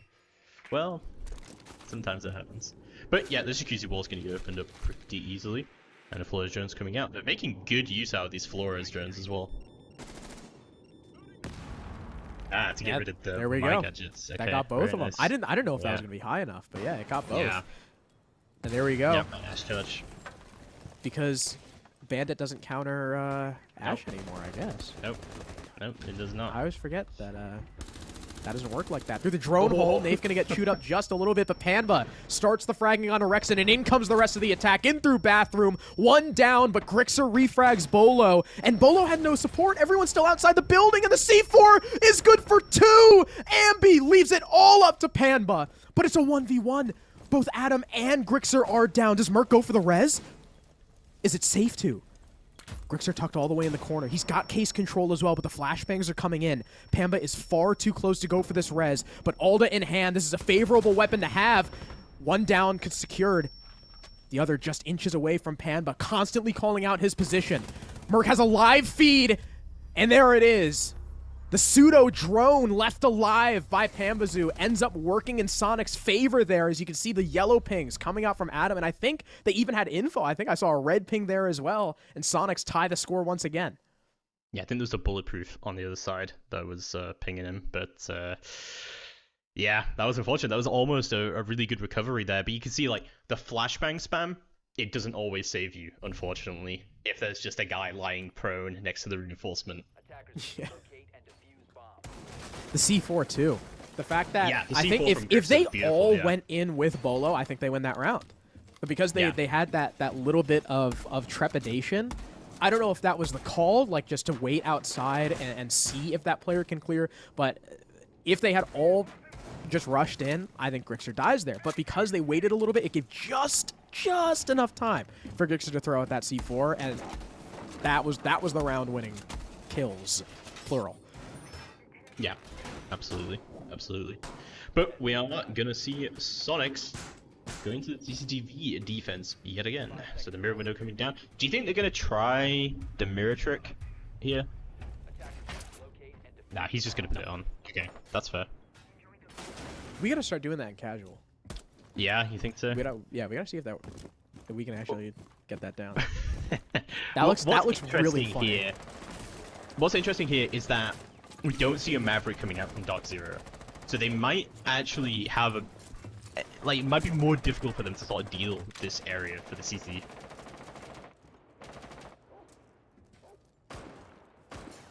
Well, there goes the mirror window. And he leaves. That's it. Job done. They don't need to open Oh, it yeah, maybe anymore. they're trying to bait them into thinking that they're going to be on that for longer and then just go hit the other side instead. Maybe. We'll see. I'm interested in what this happens because they have enough hard breach to sort of just do whatever they want, but the gridlock sort of suggests that they are going to go for that master bedroom push. Yeah. Because I don't see That's- why else you bring a gridlock here. Yeah, you know? that's really the only spot to be worried about a flank in the first place. Yeah. Unless for some reason you're dedicating a whole flank watch operator to like garage, but yeah. Plenty of tracks to cover main stairs. A few players over here on this side of the map. We got both the gridlock and the Ying. So this is going to be almost entirely a con push. They haven't opened the other side at all. Are they just going to put all their eggs in one basket? Yep, it's all going into that side, and that basket will reap rewards as Bolo shuts down Atom with the opening pick of the round. And that cash wall is starting to get opened up. And it looks like they are now going to rotate as well. And it looks like Ambi is aware that this can happen as well. And he is ready to bandit trick. Thatch is going to go down. The thermite going down on the other side. But there's no one here to support this. Ambi is not going to get it! Ambi, pay attention! Oh no, it's not getting opened up. And yeah, here's a 5v4, and the CC wall's now opened up on the other side, and this is a terrible position for Sonics. Absolutely. Ambi getting caught sleeping there, taking a punch from NJR out on that breach. Ace charges come out to deal with that mirror window top red as well. Two players now from the defense forced to try and rotate through or just run out garage. Canadian taking out Merc. Stuck. He was just on the doorway. He was waiting. He knew it was going to happen. Pamba and Nave tack on for two more. It's all up to Grixer. 1 C4 kill, but he's got 4 more to find. There goes Panba, who's just standing in a Banshee, I guess, but now Grixer's 1 HP, and he's working against the clock now as the plant goes down. This round is as good as over unless Grixer pulls out some of the nastiest shots I've ever seen in the last 3 years. But no, it's not going to happen. They finishes long angle from the window, and DZ once again have the lead. What happened there with Ambi, man? I feel like that thermite charge is pretty damn loud. Yeah, I mean, maybe... Because there were also no holes. Because you know how people will make like holes in the wall for better sound? Yeah. Maybe like it was just... Because sometimes... I mean, we all have that moment, even in ranked, where you're that. trying to listen and everyone's talking, but you like have to listen to the comms. Maybe stuff just got muddled and you couldn't hear. Yeah. That's pretty unfortunate, but sometimes it's just how the cookie crumbles. Ambi not able to trick that out. I think, honestly... That is one of the... I mean, we were talking about before, it's an FPS game, blah, blah, right? But sometimes it's also a very heavy utility game. If they'd kept that wall closed, they probably would have won the round. Discovered the location of a bomb. Yeah, unfortunate. That's honest. I feel like that's the second round so far this half where something for Sonic, like something happens and you all you can really say is just yeah, it's kind of unfortunate. Just be better. Yeah, for sure. I guess yeah. Next time you need to listen, just mute your team. Yeah, there you go. You don't need comms. You need to bandit that wall. I certainly know some players who would do that. So, we're going to move to the downstairs defense, and we're going to see how that goes on. And we've seen both teams attempt some sort of roam on this. I'm so happy Canadian stuck the blitz. Yeah. Seeing So, what's going to blitz. happen here? So, what's going on the triple wall? I'm wondering. I'm seeing, like... Okay, so, yeah, okay. So the triple wall is open, they're doing the mirror setup, so Yep. the Blitz can absolutely destroy this setup, so that's actually a really good pick. As long as he gets there. They do have a Valkyrie on the believe in board. He could be very susceptible to any of that those vertical C4s That is aided true. by the black eyes. Canadian has played very well this series so far, so I believe that he won't get... You believe? caught out by it. I believe, personally, yeah. He's finally If he going to is. enter the building. We'll have to see. Or what if he just like sends it down blue? Just completely upends our expectations. I mean, that's Oh, please. what's happening right now. Blue's a very Oh, dangerous no, place, I think, for Blitz to push, so I'd be pretty surprised if that happens. But, So you gotta yep. watch like 3 different angles. Yeah, That's this so breach tough. is not going to start to come down as the drones start to come out. Dark Zero is in a beautiful position right now. I mean, they have the lineup to absolutely trash this defense right now. Yeah, you have one guy main stairs, one guy drop Moto, and have the Blitz send it through that hole. There's really not going to be anything that Mirror player can do. Sonic's going to have to dedicate probably several guns to that area of the map if they even know this is coming. They're even going to open up dirt. So here's yet another angle that the attack can come with, and maybe that's where Canadian's going to go. He's not going to try and destroy the mirror setup. He's going to walk down dirt instead with with Nafe. Oh, If he can... Oh! a little That was big there. It's that shield, yeah, gotta get that through. But C4 is gonna get prepped, but it looks like he's just not gonna care about that at all. Yeah, beautiful. Barbed wire does get destroyed for him as Canadians threatening this. Nafe, beautiful pick from him onto Merc. All the way in the and back. he's happy with that. He could just rotate now. They can hit blue, they can hit all sorts of sides here as the C4 does get prepped from the other side, but this is a beautiful entry pick for Dog Zero. Absolutely, because now the defense has to be worried about dirt. Even though DZ now they've got blue open, they've got moto open, they've got kitchen open. It's yet another angle that the defense has to dedicate something towards, because as soon as they look away, that blitz is going to pounce and be all over them. 30 seconds left. The defense knows that blitz is going to have to push in soon. One player coming from blue. That's Nafe. He's good for another kill on a Grixer. Bolo dead as well. Here comes the blitz through the smoke. It's all down to Adam and Rexon against every player on DZ. Adam with one, looking for another, but the plant has gone down. He's dusted in blue. It's all up to Rex in the smoke, and he's contest with a blitz. 1v1, you're not winning that.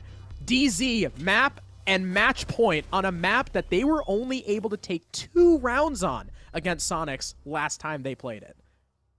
Yeah, and it really can't be understated. Like, when Sonics were on the attack, they were playing absolutely beautifully. Textbook Siege, they were doing incredibly well. I mean, this is one of Sonics' best maps, so it really shouldn't be underrated how well Dark Zero has performed here to bring this back, and bring it to match point, bring it to series point. Sonics is 1 round away from getting sent to that lower bracket. It's all going to ride on Jim. Now, this is the one defensive round that they've won so far. Isn't that crazy to say? Again, just considering the history of Sonics on this map in general, and the fact that last time they played it, they went 4-2 on attack and then 3-0 on their defense.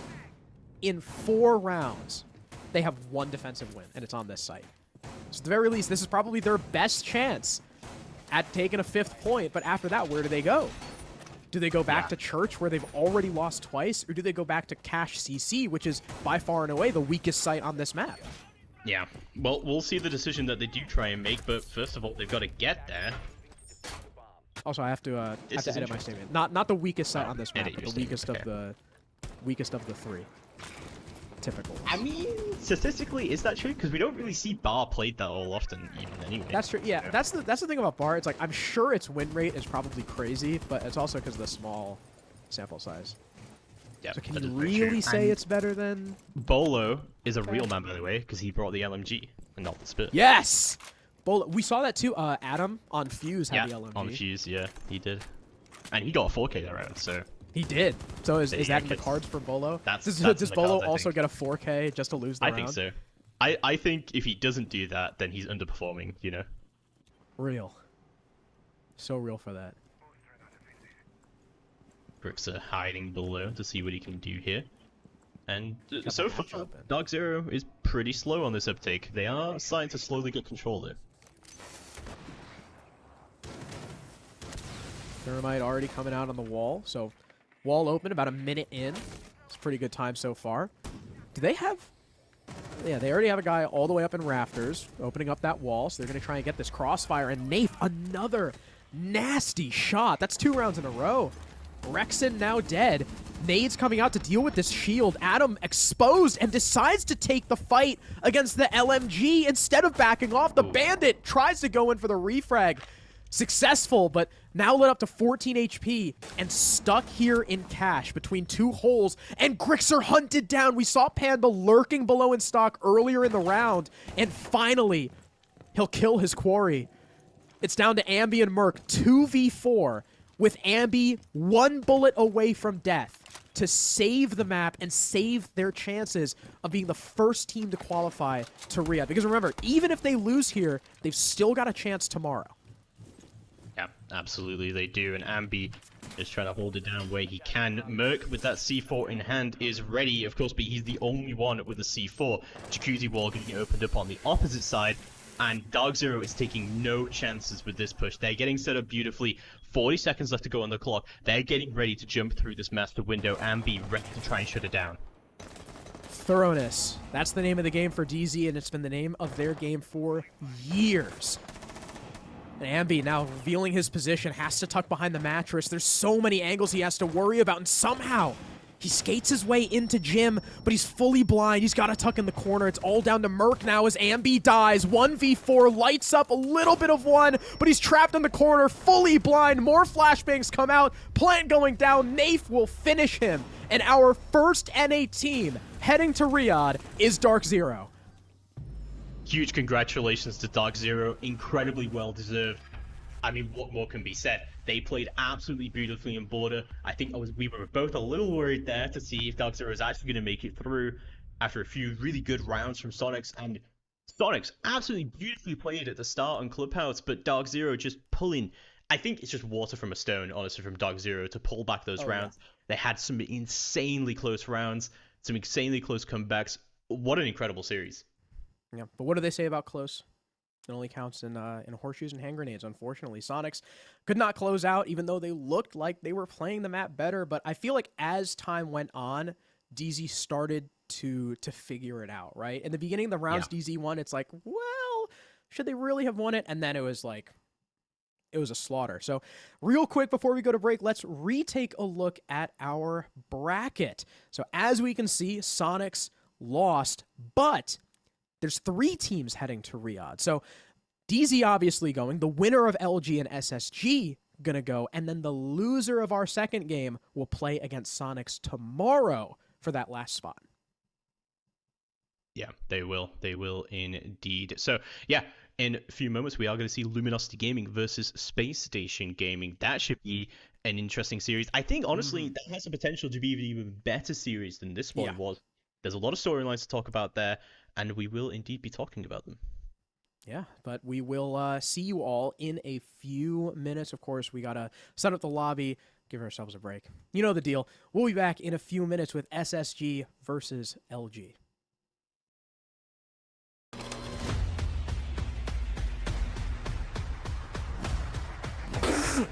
$60 million! You've been seeing that a lot, right? What does it all mean, though? Here's my friend Alex Machine Richardson to help explain. So, 60 mil, 20 tournaments, 8 weeks. You probably already know. But how does a club prove themselves to be the very best in the world? That is where the Esports World Cup Club Championship comes in. The Club Championship is where things really heat up. $20 million awarded to the top 16 clubs, with the newly crowned best club in the world awarded an astonishing $7 million. Wait, so how does that actually work? It's simple. We've got 20 tournaments. In each tournament, the top 8 teams get awarded points towards their club championship total. The higher you place, the more points you get. Now, these points are worth the same in all titles, so it is important to not put all of your eggs in one basket.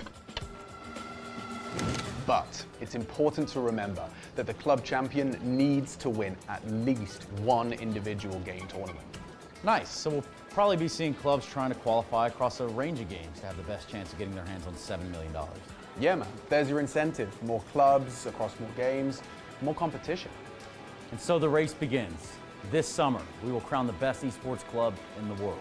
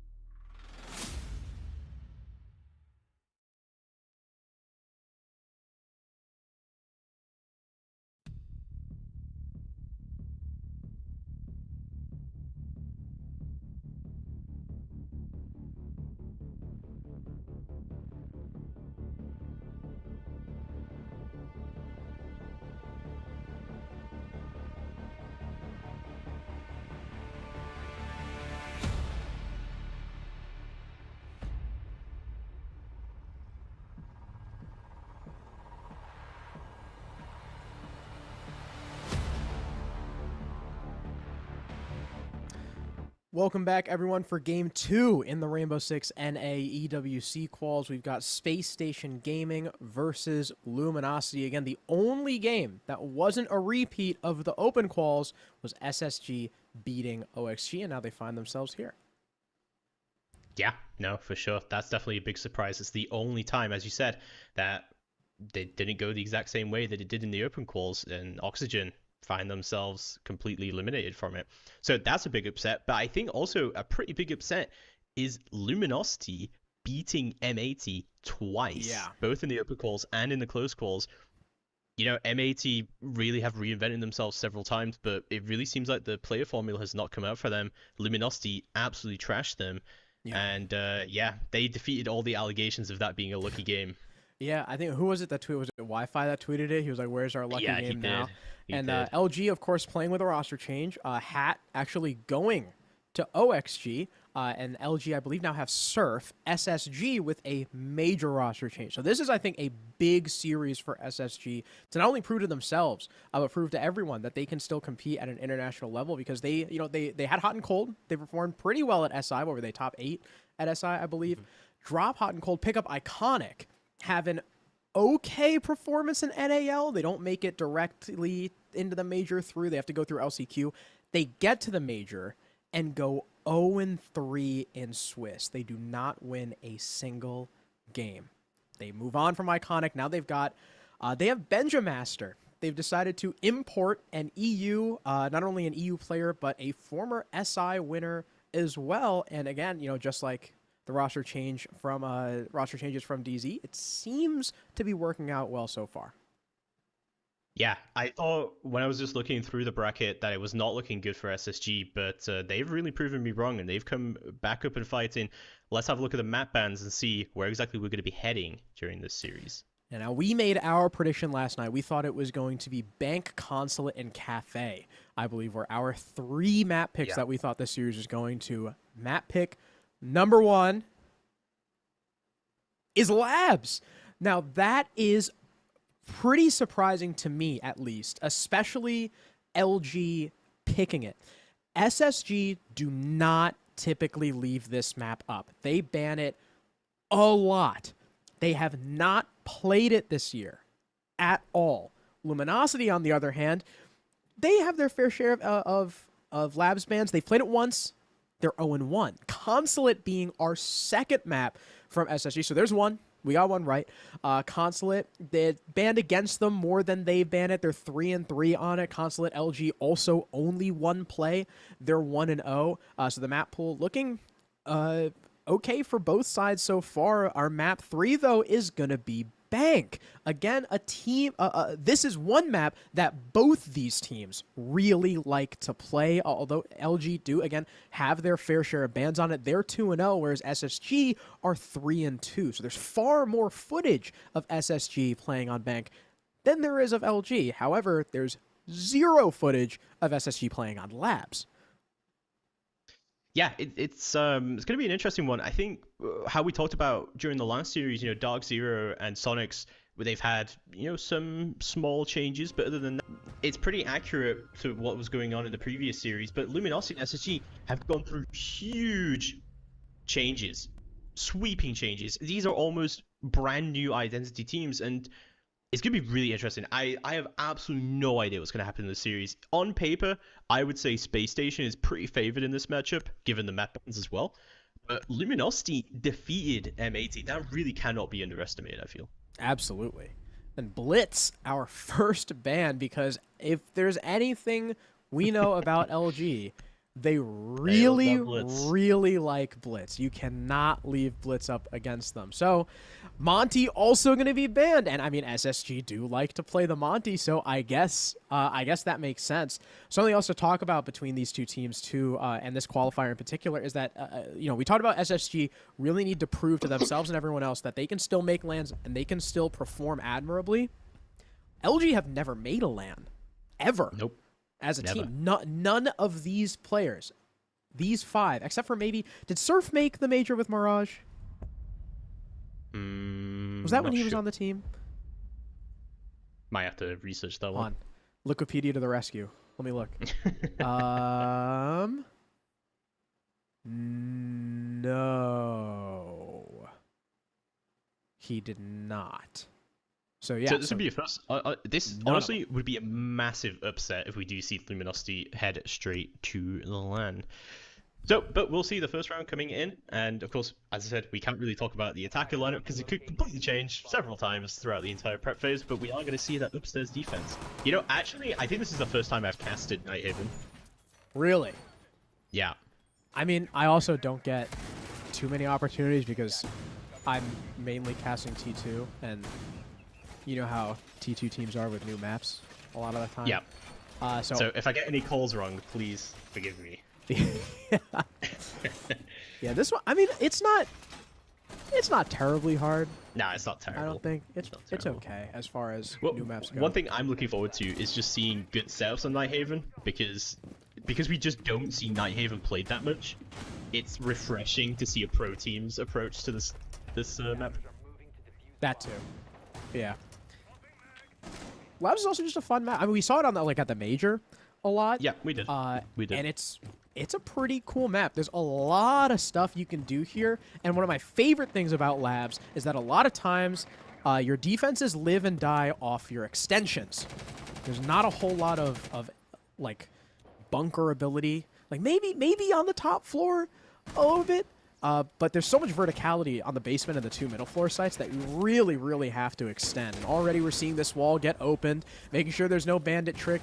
Ace is successful, and just like that, connector has been is now accessible to the attack. Yeah, I think Fultz made the right play there. Like, it's an ace with a Thatcher. There's no way you're tricking that. There's no point sitting there and giving up your life for it. So, yeah, I think that's a good play from him. But yeah, they are starting to open it up, and as you say, it's all about that extension. They do have that sort of push onto that connector area now, and as long as they open up this main wall as well, they have the 2 big avenues of attack onto this top floor opened up. So the Mav perhaps looking to finish there, or they're just gonna buck below and get the bandit batteries. That's possible too. The Mav just there to deny the bandit trick. It looks like that's probably the plan here, or no, he's gonna finish tricking it. He's going to finish tricking it, and he's going to get off of that and see what he can do. So the Ying is the interesting pick to me here. Like, where can Ying really force her way through? And as I'm saying it, it's looking through that garage. It's going to just get flashed out and see if Surf can try and push up those garage stairs and see what's happening. Drones are coming in. They're getting a good read on SSG's defense here. SSG is doing a pretty decent hold here so far, and honestly, they've not been much from Luminosity to sort of chip away at this. And like we said, top floor is really the only site on the map where you can bunker up if you really need to, and SSG have really peeled away from every semblance of an extension they had before. I mean, the furthest man away from site is Benja here on the Aqua stairs, waiting for these players to drop so he can smoke out the door. There's the sound, the smoke, I believe now coming out from Benja Master. Breach coming through, in through the Aqua. Heck? Is Ashen? I don't really know what the play was there. Fultz also the next to die. Forrest gone too. And SSG went from a really good-looking bunker to pushing out and giving up their lives. Benjamaster is able to down 1, gets the confirm to put this in a 4 versus 2, but now he's got to worry about a player behind him as well. And Wi-Fi threads the needle to get the double kill onto Jane I.N.O. We get to see both of them here. What a shot onto the second player. And LG with a, I would say, really comfortable round 1, even though SSG were looking pretty good for most of it. I think I've put Wi-Fi back in my Twitter cover photo for that. Oh, have you? Yeah, he Love that was guy. my cover for ages, for years. Yeah, I think he's going to go better. Yeah, really good frags from there, but I can't help but feel that SSG completely crumbled at the end there. I want to know what was going through Ash's mind at the end, going through Fountain. I don't know, there must have been some kind of miscommunication there, because Benja throws that smoke quite rightly as soon as they drop, as you said, and you just got to pull off of that, and they tried to recover it for some reason, but yeah, that was very weird. Yeah, that was an interesting one. SSG, though, I'm sure, not phased. It's time to go back to work. They'll go downstairs. This is a site where you really have to extend, just because where Forest is right now, all that is destructible from above. Yeah. Where Ashen is right now, all that's destructible, and that's above a site. There's also a hatch into Animus, and that is why SSG are roaming on all 3 floors. It's in the name, SSG room. They invented True. the clubhouse room, so you know. Do you remember that like It should be copy very similar to pasta? this. Yes, I do remember. I love doing that. Well, we are going to see the Jackal in response to this, and the Dokkaebi as well. Dokkaebi's going to get hampered a little bit here by the mute pick, but yeah, I mean, like, Jackal, Dokkaebi, this is a great pick if you want to just clear out that top floor, get that roam clear on the go, and yeah, this is exactly what they're going to do from Silent. They're already in on the top floor. That's Jackal and Buck. And by the way, a lot of that third floor is also destructible, so Buck is not only useful for creating vert on the site, but he can be used for that roam clear as well. They've got pings on one of these defenders. That's the Smoke of Ashen, who I believe was on the middle floor, but should have a relatively easy fallback back down into the site. The Buck has used a lot of his breach, though, just on the top floor. He's only got about 11 shots left. I don't know if that's going to be enough to really do the work necessary. And now, never mind. Now he's got none. Yep, none at all, but it's going to be SSG striking back here, getting picks of their own, but Benjamaster is going to be going down to Eddie in the meantime. So, you know, we've still got everything I think we need from Luminosity up, but as Nice I say shot. it, J90 Wi-Fi going down, the big fragger from last time, and that is going to be the hard breach dead crew. Yes, it is. Now it's all down to Ying and Dokkaebi. At the very least, you know, you've got that wedge You got the hard breach that are charge. those Candelas. They've also, yeah, like you said, have a hard breach charge, and they've got pings on J90. The question is, with only a minute 15 left, do they go for this pick? It looks like the answer is yes. And maybe a fool's errand. J90 himself going to get a third kill on the round onto Eddie, looking for 4, and he'll get it. Kickstro none the wiser. J90 holding down Kitchen of all places. Not even an area directly above the site. Gets 4 kills and basically just shuts down the attack. It just shows you how strong. Yeah, I can't remember who said it, but someone was talking in an interview about Nighthaven about how it's just all boost spots everywhere. You walk into a room, there's like 10 boost spots. Yeah. And it just shows you like Kitchen is just one of those rooms where there's boost spots everywhere. There's so many angles to check as you go in there. You've really got to be careful, and J90 just used that absolutely beautifully. The silencer, the UMP ACOG, it's the deadly combo, and it catches people out a lot of the time. We are going to see Clash. Attackers have discovered the location of a bomb. We didn't hear that. That's a shield operator that wasn't banned. That's true. We also do see her. I feel like she's really popular up here. Yeah, she's good for that sort of rafters area. It's kind of hard to clear her out. Yeah, With or and she can get that electrical. info.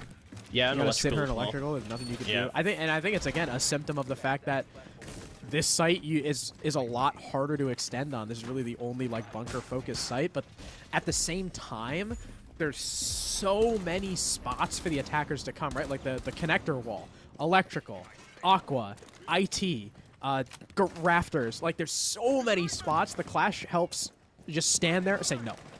Nope. Yep, just you shut it can't down come through. completely. Oh, I like this. That's a nice shield. It's a nice shield. It's a good setup.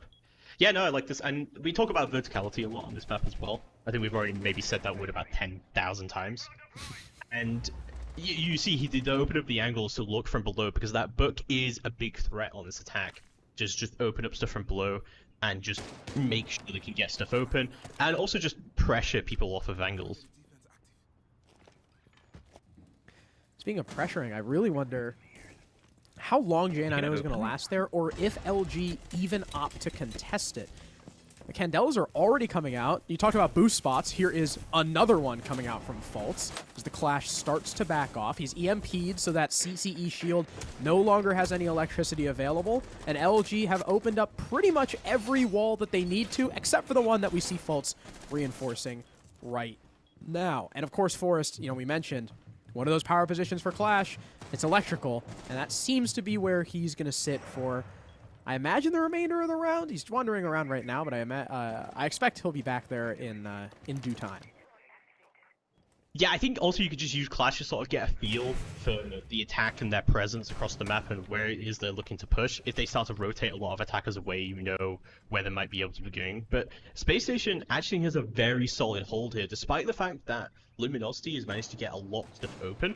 Space Station have all 5 up, they have a lot of their util up, and Ashen and Benja are going to start to shut down Luminosity. The Ying Candela's coming out, but not enough to shut down the shotgun, I guess. Now a 3 versus 5, and as you lose bodies, if that clash is still up, like, once you've lost 2 or 3 people, the round is pretty much over. Benjo was just kind of chilling there, I guess, but Fultz able to get the refrag onto Surf, so still a 4 versus 2. We have Eddie stuck in the Fenrir, facing down the clash. I'm sure there's someone dying to peek behind Forrest and get that kill. Shotgun close works for another kill, and it's all down to Eddie. 1 versus 4, Clash still alive, Shield still staring at his face. Gets the kill on J90 somehow. That was a really nice pre-fire from Eddie, but with only 30 seconds left, he's still got to contend against 3 players, and of course, as we've mentioned 100 times, Forrest. Standing here, actively saying, nope, you can't do that. I'm sorry. Not allowed. Eddie at least makes his way into rafters, but Forrest is still staring at him. And look at everyone else from SSG. They know that Forrest can pretty much handle this alone, and they do not want to give Eddie any chances. Everyone is backed way off, and the round is over. SSG...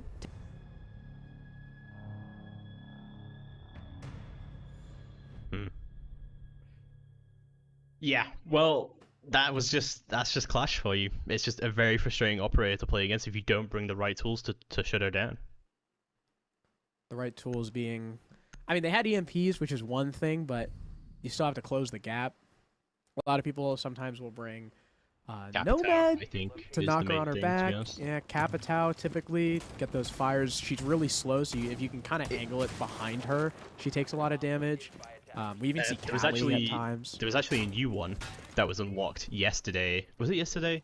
Doki posted it on Twitter about how the Blitz melee just the very side of him, and because it's Blitz, because of the new shields work, you just went completely back like you would get Nomaded. Really? Yeah, Doki was very upset about it on Twitter. So that's a new counter to Clash that's been unlocked. So there you go. Except he's banned. Yeah. Well, for our viewers out there, you know. True. For your ranked games. Yeah, for your ranked games. Now we move on to storage. Guess what I'm going to say about this site, Sir. It doesn't have any verticality. No. What are you gonna say? It has a lot of verticality. Oh, it has a lot of verticality. So you got to play upstairs, just like SSG are doing. We've got, what, 4 guys up here? No, 3 guys. J90 again in kitchen, where he proved he was the head chef. 4 kills on that boost spot. And I assume we have 1 person on site. I would imagine. Can't just give it up for free. Yep, it is Forrest on the Warden. He's even got holes down below. So there's a couple ways you can tackle this as an attack. You can go above, full clear everyone above, use the verticality, get in the window. Or 2, go in below, clear out below, work your way up a staircase, which is a little bit riskier. Even both methods, you still have to kind of have some presence up above, but Eddie is going to make it a lot easier now that Benjamaster, the mute, is dead. Yeah, that's a really good opening pick there for Luminosity, because it completely destroys all the pressure that SSG had on that lower garage area, and now Fultz is going to have to rotate to try and deal with that entry. So Luminosity is in a really good position right now, but we'll see if they can capitalize on it. As we're talking about it, the Yings are starting to go out, Candel's starting to go out, he's going to hop in before she shuts him down, but does get traded by Eddie. So at the very least, still a man advantage, and they've got a body in the site. And guess what? Eddie was the man with the case, but he's hopped out. He did not want to stick around. Fultz, now you talked about him retaking Benja's position. Now he's had to kind of retake Forrest's position, but at the very least, you've killed the Ying. So Forrest's job is essentially done here.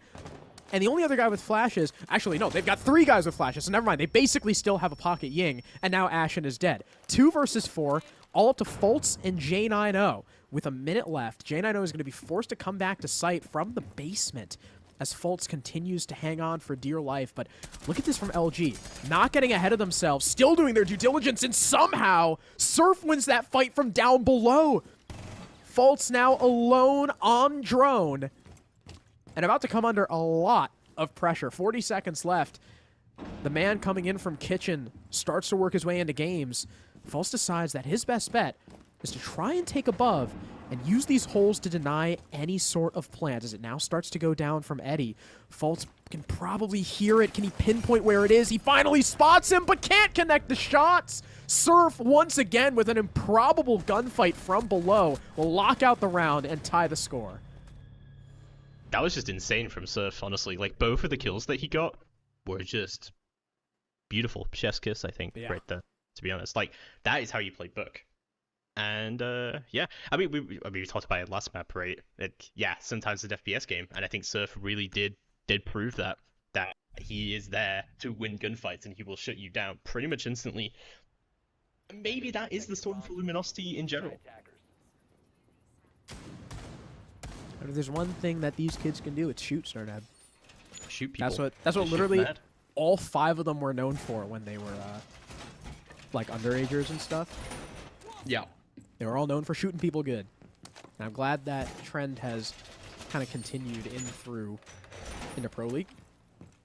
I mean, same thing with even like J90, Ashen. These are all kids that went through the NAT3 system and were like the best of the best. Oh my god, remember Oblivion? Oh my god. I miss that team. I miss Quantum. Shout out Quantum. Huge show, Quantum. Yeah, and we are going to see, again, we've said it a million times, the verticals coming out here. Yeah. Interesting seeing Zofia. Have we seen Zofia at all today? I don't think so. No. I don't. Yeah, no, we haven't. First Yeah, Zo pick of the day. Hell yeah. Pretty interesting. What do you think that's for?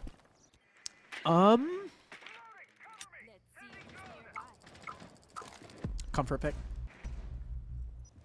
Alright, Brian. I think. You can't argue with that, I suppose, but I was thinking maybe just for like shield picks, Ooh. but wow, Surf with a long angle With the DMR.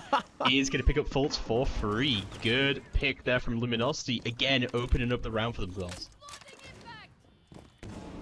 I guess that's why he's on the DMR, because he had that long angle, but Ashen maybe Yeah. goes undroned and kills Eddie. Jane, I know the follow-up on the Kickster and Silence down as well. It's all falling apart for LG despite that long opening pick. Surf, stuck in the goo mine, evades the C4, but is slowly taking more and more damage. Look at his health! 35 HP remaining, 23 HP remaining, now finally forced to take it out as Benjamaster takes his only teammate down. It's all up to Surf.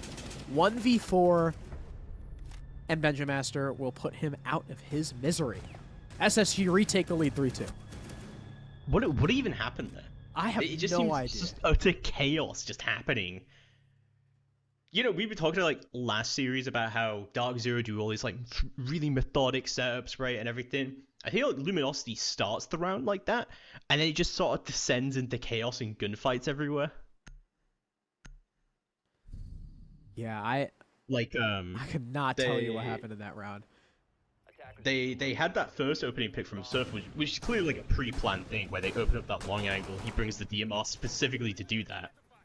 And that was great and all, but then it just sort of descended into chaos after that, Yeah, and somehow SSG came out the other end. And like the fact that I guarantee you he did not know Ashen was there. So Ashen must have gone undroned, and maybe in LG's haste to get the refrag, or maybe because they had that opening kill and wanted to quickly capitalize on it and move through the building, I probably just got ahead of themselves because they ran into, you know, J90, who has cemented himself as the king of kitchen, and he was able to get another 2.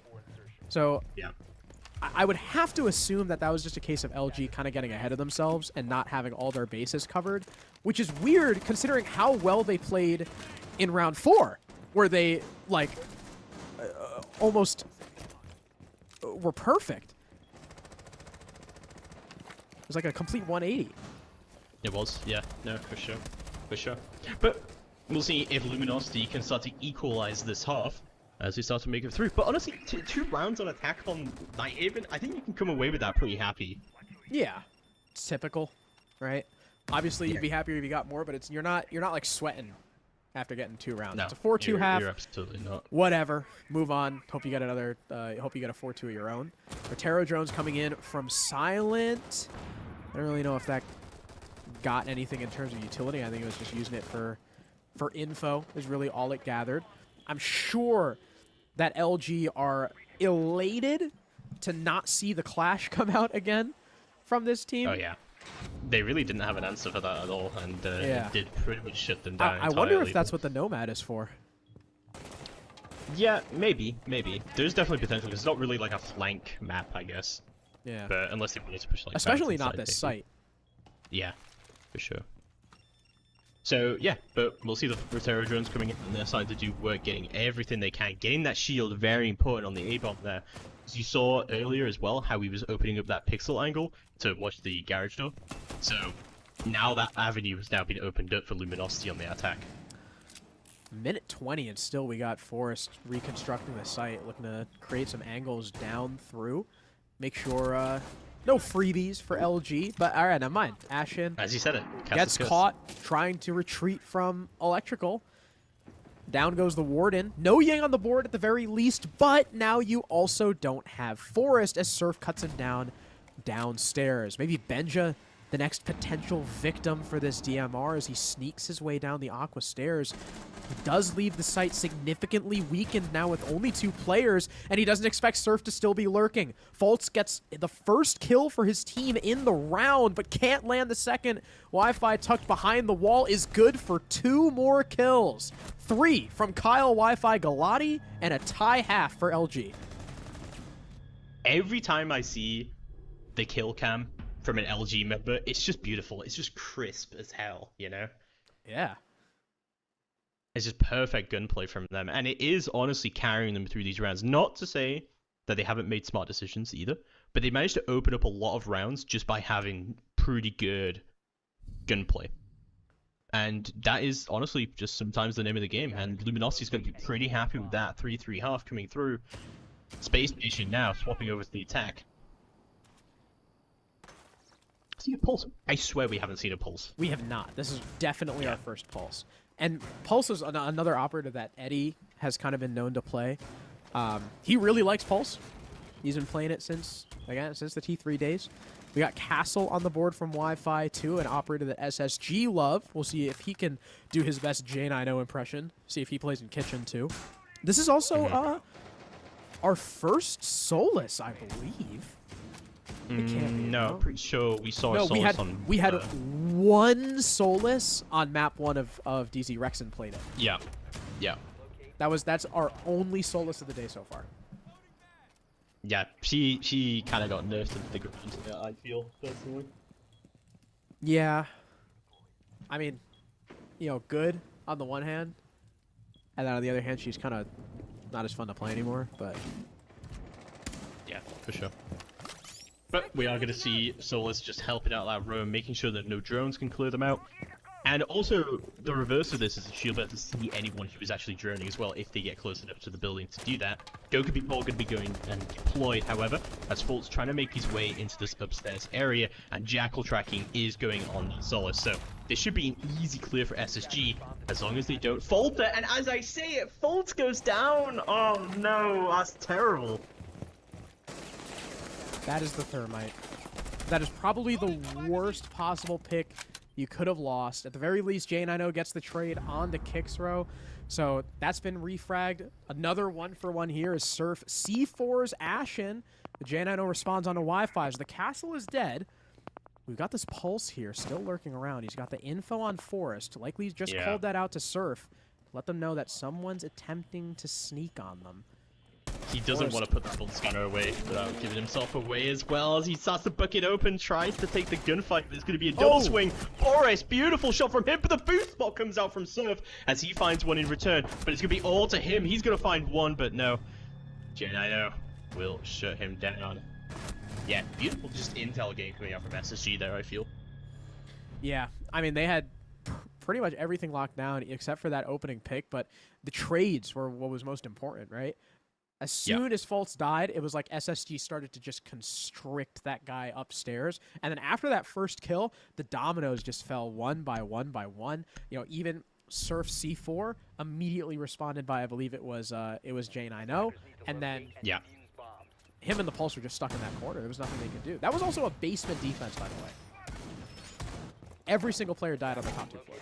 Yeah, but it's like we said, right? The verticality is so important on that site that you kind of just live or die around the room anyway.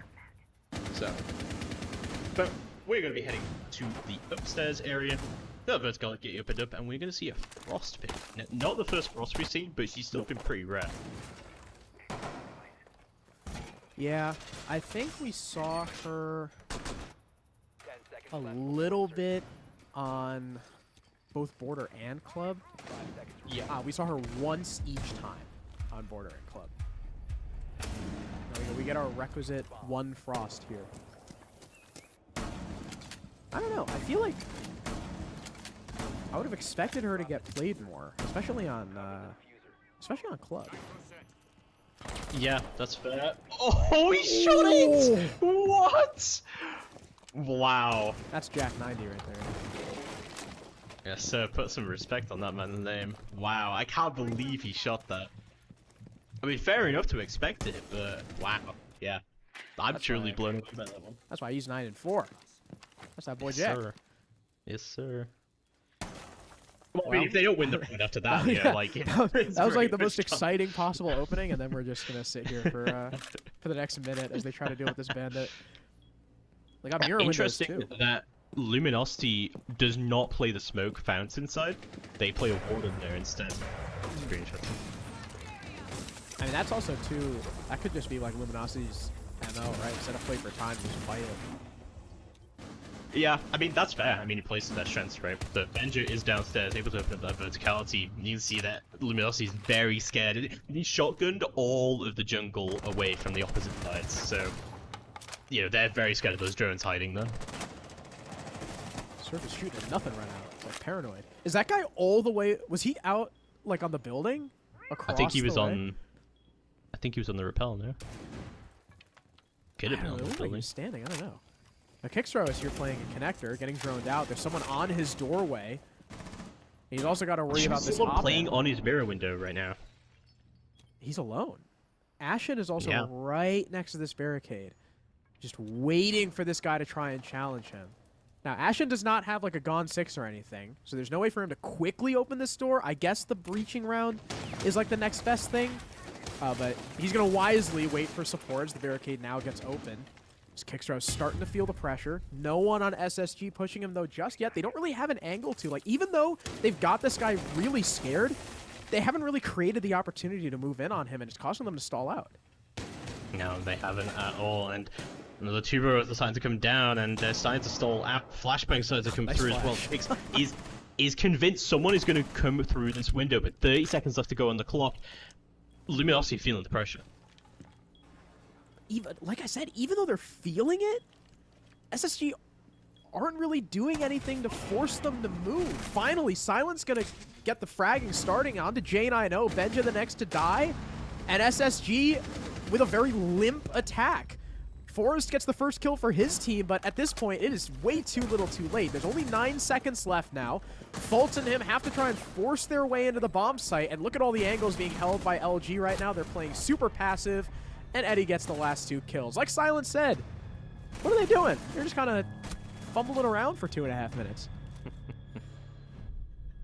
I won't repeat what else he said in the chat, but you can tell I can't say that. But. He's wanting to instigate a little bit, and he has, you know, I don't blame him, because to be honest, SSG, as you said, they were putting the pressure on, but they weren't actually doing anything with that pressure, and it seems like they were stalling out quite a lot. Defenders, protect your bombs from being Especially against that guy in connector. I mean, you know what would have solved that? You open the wall. But they either just didn't have the utility to. I don't know if they had. Wait, But they had Benja below on the book, so I feel like that's a pretty easy frag there. I don't know. They did I don't know what happened try. there. Yeah. I actually, it's like it just wasn't enough. Please insert a DNA I don't know. So, but we are going to see it downstairs defense once again. And again, we're going to see that roam coming out. So last time this didn't work out too well. What do you think they need to change? 5 seconds left. Well, they haven't brought the signal system, so that's one change. Attackers objective is to locate a bomb. Good game system. You mean what does LG need to finish? Yeah, Oh, okay. because like, I don't know why. I thought I mean, you were. we saw a lot of yeah. Sometimes I just talk in circles to myself. Whoa. Oh. All right. Well, it's Forrest. He's gonna kick things off. Kicks throw though the Actually. trade onto the IQ, which is not the biggest deal in the world, but neither is Bandit. But he's gonna go for another one, and Eddie's down. Wow, Silent even looking to get on the action. Everyone wants to fight Forrest, but he's got no idea where this Nook is. He's got no clue. Now there's a Dokkaebi call coming out. There's a drone on them. Forrest is gonna try and re-aggress, but he's greedy.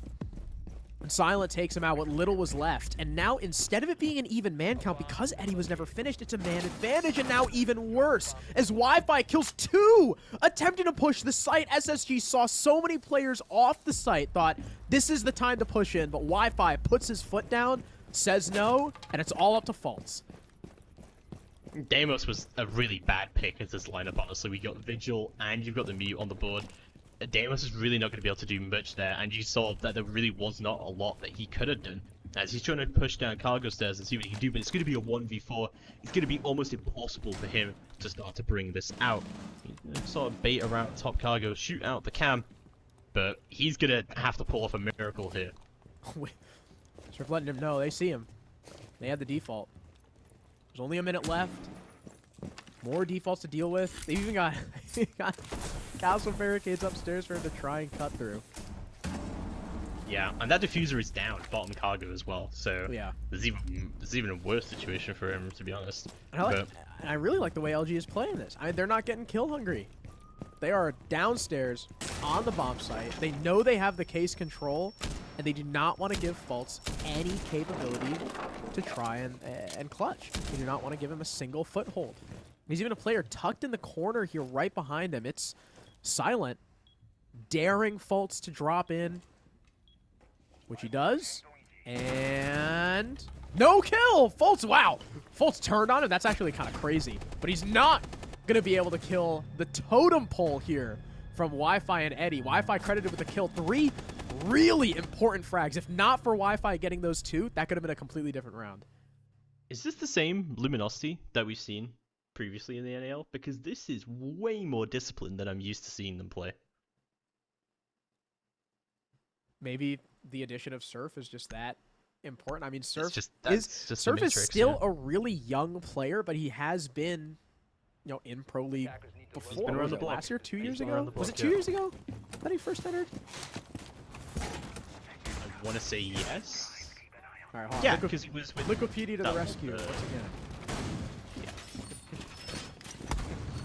Surf. Well, yeah, because with the all the East Coast team, right? Yeah, Beast Coast was 2022. Yep. Yeah.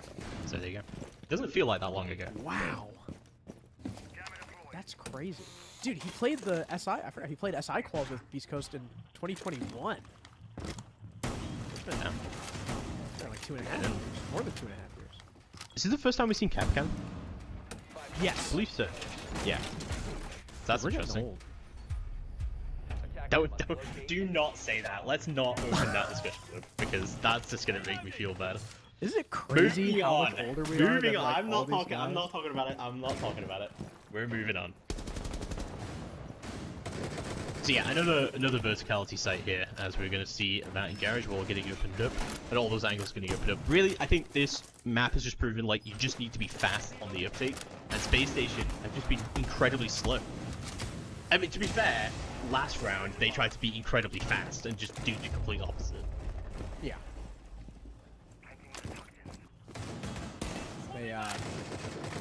They got Wi-Fi'd. They got their router unplugged. Here we go. Yeah, That was a Wi-Fi pun. thanks for that. welcome. Yeah, I appreciate it. You know what else makes me feel old? Gone. The shortstop for the New York Yankees is a year younger than me. Isn't that crazy? This guy's making millions of dollars a year playing baseball, and he's a year younger than me. Anyway, Benjamaster, who I believe is also younger than me, has hopped into the building and is now dead, but not before Ashen got the kill on Silent, so it's even man count for both these teams, 4 apiece. Yin Candela is going out. Dokubikal is going out. Forrest with the kill onto Surf as the plant is going down from Fultz, and there is nothing that LG can do to stop it. Even he gets out! He gets out! Flashing Eddie, what a play from Fultz! Doing a disappearing act right in front of the Legion's eyes, and now he even gets the kill. He strikes, Eddie's dead, SSG about to tie the score. All that stands between them in a 5th point is Wi-Fi. The man of the hour so far for Luminosity. He's just collected his 10th kill, but he'll have to find 3 more in the next 10 seconds. Slash get this defused, C4 not successful, and trades with Forrest. It's an 11th kill, but it's a 5th round for SSG. Yeah, I mean, it's like you said, right? There's really 2 ways to attack that site, and they just tried the direct way, and it worked out beautifully for them. There's so many like good sort of micro plays that were going on there, if you'll allow that word, like Fultz with the flashbang getting out and everything like that. Yeah, that just shows you just the caliber of players going on in this match. That was crazy timing too. That's pretty crazy. That was ridiculous. Yeah, they think about everything, and we're going to go bank upstairs. So 5-5 split. Space Station a little bit more active play, but to be fair, that is kind of a tertiary site. So I'm not saying that they didn't play it well, but I didn't think you give them too much credit for winning the tertiary site, you know. Fair enough. We'll go back to command then. We'll see. This is the real test for SSG. This is the litmus test. Can they win on Surge? They did win a tank attack on round 7, so they have won a primary bomb site. They just have to win the primary bomb site if they want to avoid LG going on map point. Now, I already felt like going into this was going to be a 3-mapper. Obviously, both teams would like to avoid that. I would like that. Would you like that? I kind of want to see yes. it just go. Okay. Yes. There you go. That's the right answer. Thanks.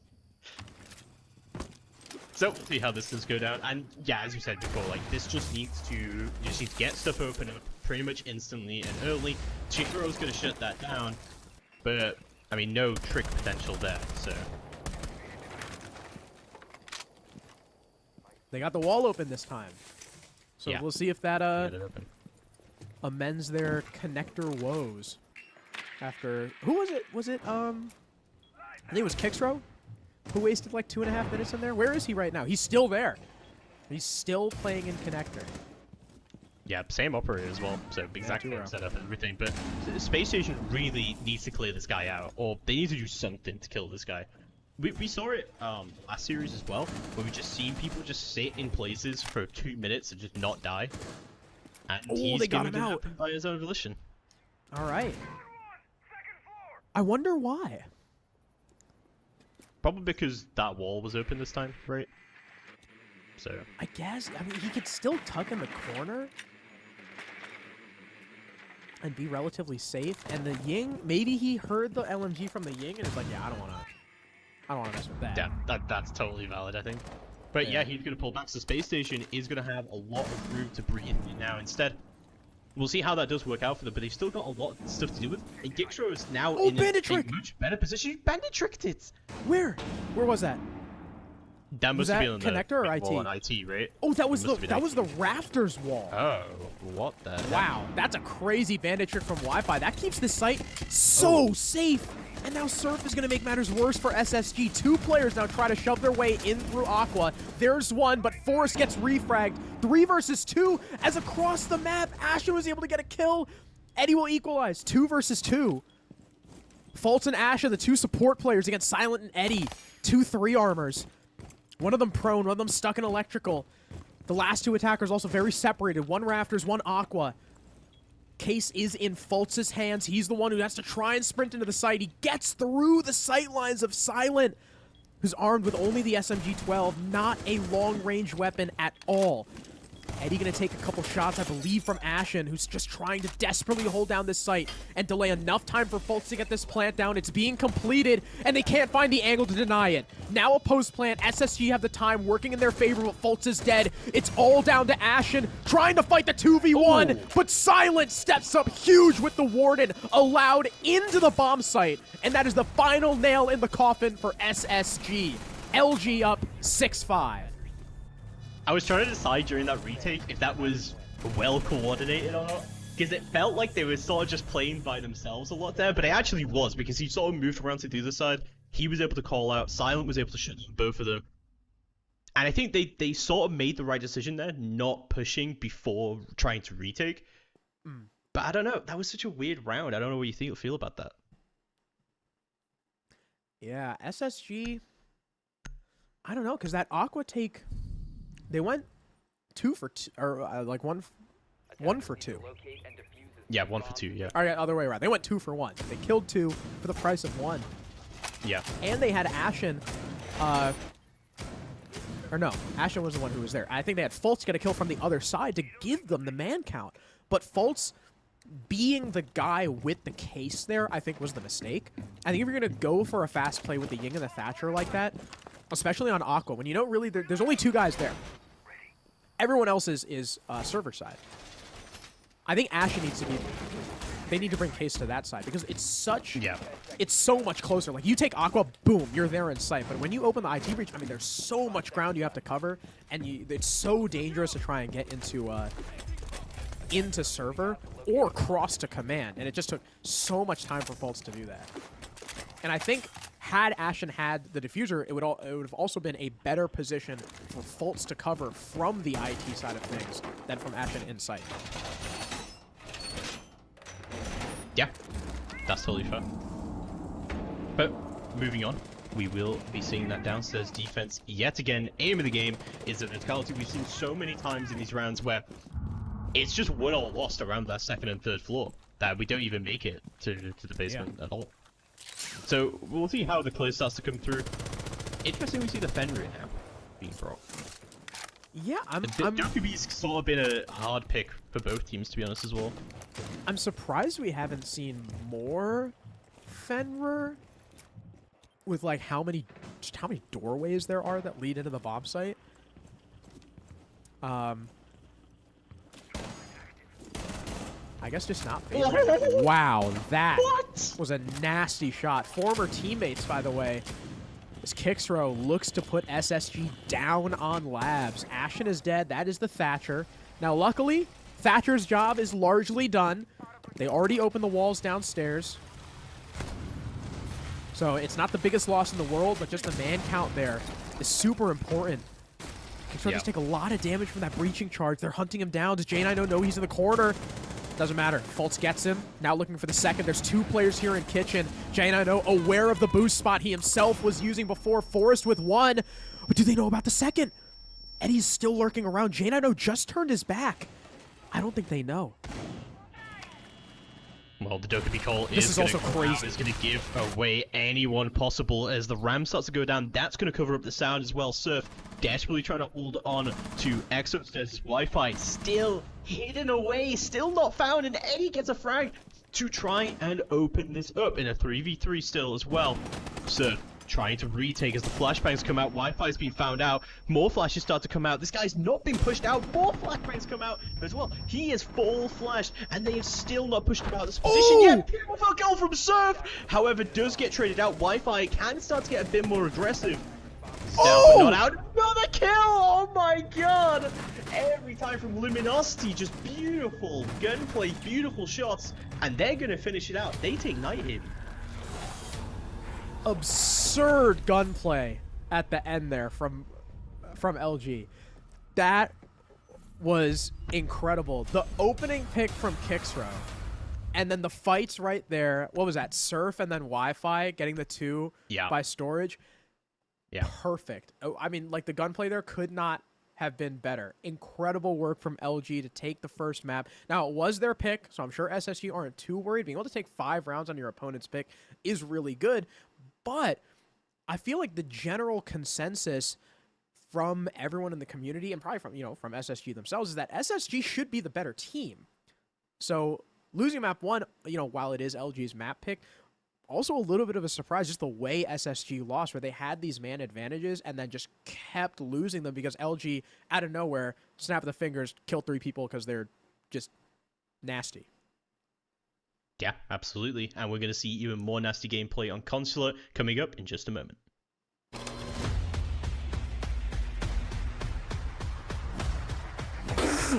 $60 million! You've been seeing that a lot, right? What does it all mean, though? Here's my friend Alex Machine Richardson to help explain. So, 60 mil, 20 tournaments, 8 weeks. You probably already know. But how does a club prove themselves to be the very best in the world? That is where the Esports World Cup Club Championship comes in. The Club Championship is where things really heat up. $20 million awarded to the top 16 clubs, with the newly crowned best club in the world awarded an astonishing $7 million. Wait, so how does that actually work? It's simple. We've got 20 tournaments. In each tournament, the top 8 teams get awarded points towards their club championship total. The higher you place, the more points you get. Now, these points are worth the same in all titles, so it is important to not put all of your eggs in one basket. But it's important to remember that the club champion needs to win at least one individual game tournament. Nice, so we'll probably be seeing clubs trying to qualify across a range of games to have the best chance of getting their hands on $7 million. Yeah, man, there's your incentive. More clubs across more games, more competition. And so the race begins. This summer, we will crown the best esports club in the world.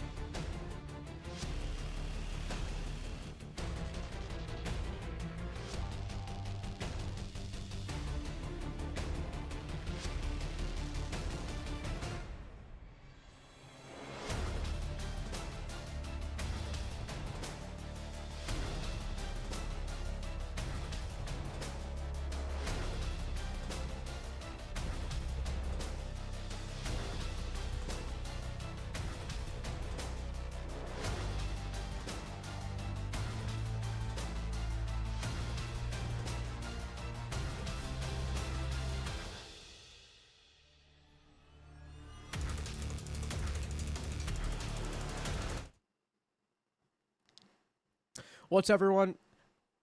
What did I just say? What's up, everyone? Welcome back to EWC. We have what is potentially the final map of the night. LG with a 7-5 win on Labs. But now we go to Consulate. We go to SSG's pick, and they are they're fans of Consulate. They've got a mixed bag here, but LG do not play this map.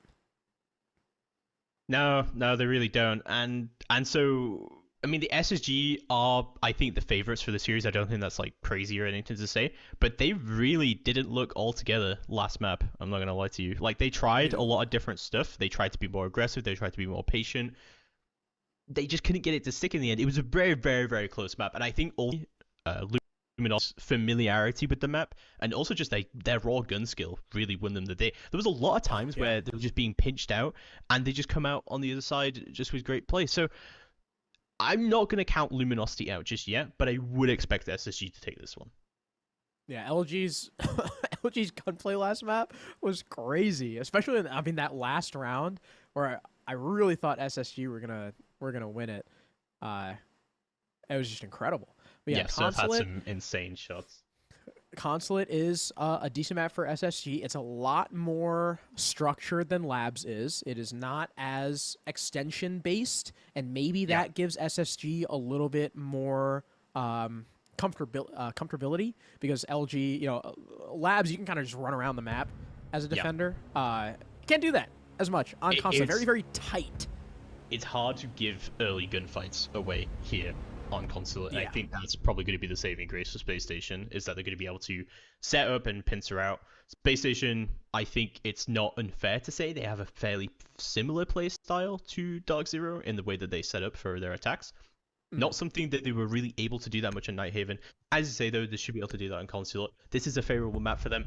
We are setting this up so that when Space Station gets 7-0'd, it's going to look really bad. Hopefully that doesn't happen. That would be absurd. That would be Monty, like, I would have to check to see if I was on drugs or something if SSG just got 7-0'd right now. But so, interestingly, Blitz has been let through. Yeah, but this isn't really a map that Blitz is that great on.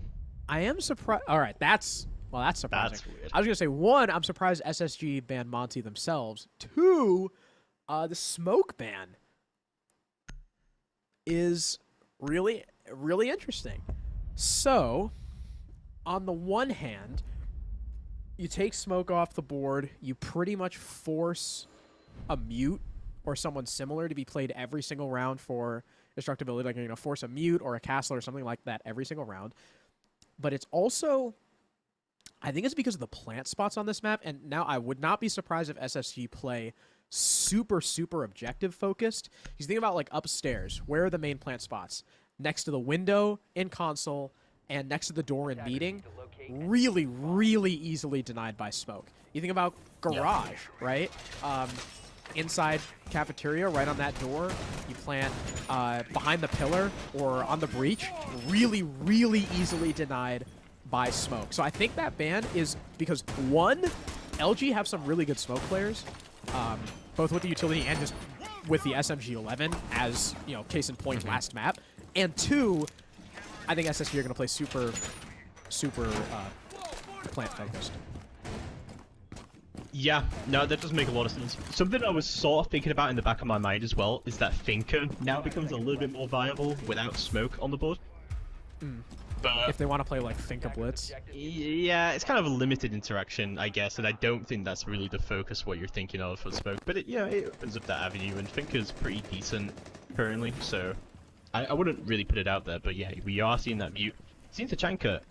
First time Tachanka, I believe? Yes, I believe so. Makes sense because we've lost the smoke, really, so talking about those long denial sightlines, you kind of need the Tachanka to replace that role. Yeah. Also, he can also fill the role of site construction too with the LMG. So you're kind of a two-for with Tachanka. I like that was smart. That was very smart. I like the smoke combined with the Selma. That's pretty cool. That does. I mean, that does use up a smoke, but I mean, hey, if that sightline is really that important, I think that's worth it. Yeah. Yeah, especially because you just sit on that window, you cut like the whole site right in half. You're like a bishop. Yeah, no, that's good. And we got Benjamaster down here, be able to open stuff up as well. He's got a drone for himself as well to watch his flanks. And Space Station are really well positioned right now, honestly. They have everything that they need. They have lots of stuff opened up. Floria's going to be able to start to do some work. I think it has to be sort of a yellow side push, you know? I think that makes the most sense. Probably. We got an impact to open the hatch. Like they maybe had a sightline on someone in piano. I think that's what Surf was playing for. You do have someone still lurking downstairs. I believe that is the buck of Benjamaster. It would make the most sense. Fultz is still hanging out on this rappel as the Grim, but the fires are still here in response. And the good thing, again, about that spot and why it's so easily denied by the smoke is because it's so small. It's so tiny. One Tachanka fire is going to cover that whole position and prevent the plant, but now he's dead. There's Benjamaster finally able to strike. He gets traded out, but, I mean, that's his job done. No, it is totally. He has done very, very well for himself there, and now it's turned into a 4v4. We do got one on the play as well, so any potential flashbang play is not going to go out too well for us, but Jane, just managed to get one kill. Gets three! Oh, a triple kill for J9O! Beautifully played! And it's all down to Surf, but Forrest shuts him down. What the heck just happened there? J9O just... He just said, nope, I'm gonna win. Yeah.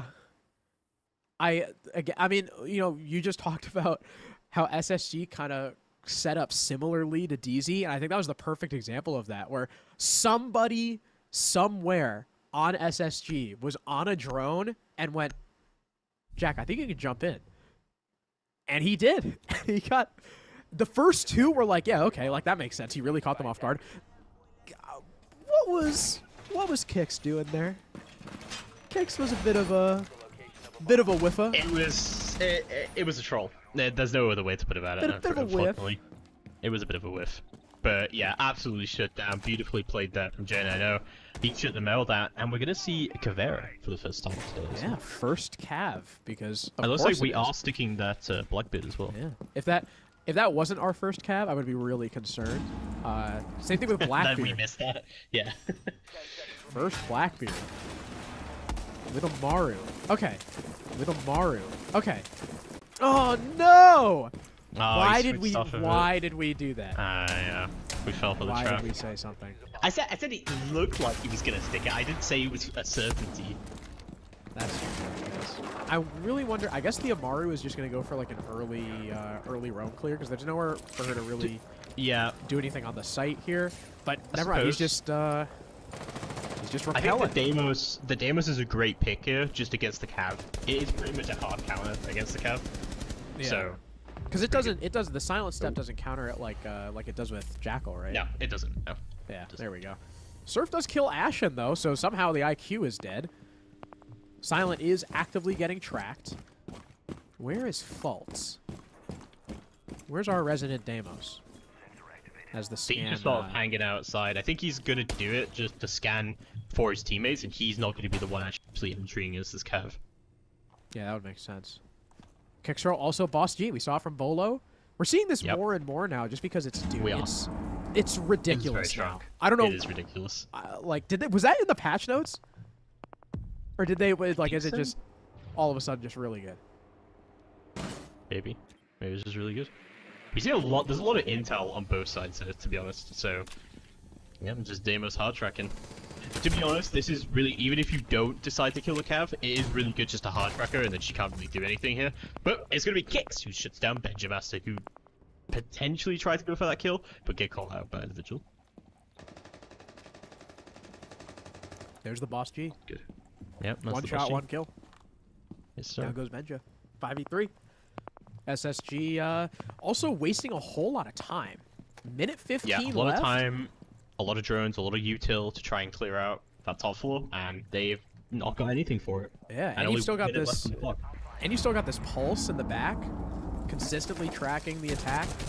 Surf gets killed. Fultz finally gets one on the board for SSG as he kills Silent. So, Cav dead. I really don't think LG cares, which is great for them. 48 seconds. SSG still just trying to bait on this hatch, or on both these separate hatches. Fultz is also out of scans, so there's not a whole lot he can do with this verticality. The Revolver, while good, is very limited in its destruction capabilities here. And they're pretty also, much just going to have to and send it. Mirror and Pulse have not been spotted either, so it would have been a waste either way. So Flashbangs are going to go down to try and make something happen here. Forrest going to choose the default cam, trying to push in to see what he can do here, and the plan is going to start to go down. Fultz trying for the cover with a pistol. Oh. Beautiful pick onto Eddie. It's going to be triple kill for him. Oh, kicks throw. Oh, he shuts him down. Forrest has the diffuser.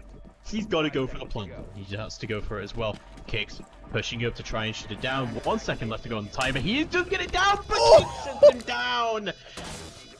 What in the Sam hell even happened that round? I mean, first of all, we really got to hand it to Fultz. Yep. Almost bringing that back.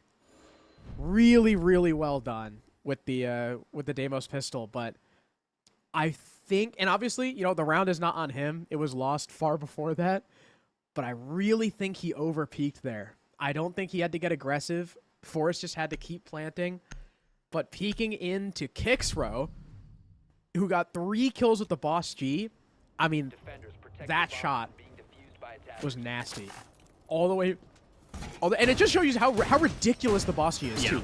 It is good. One-shotting him from bottom spiral to that I think doorway it's a sniper, yeah. is ridiculous. But Space Station proving that they have fumbled a little bit. Luminosity starting to see the cracks there.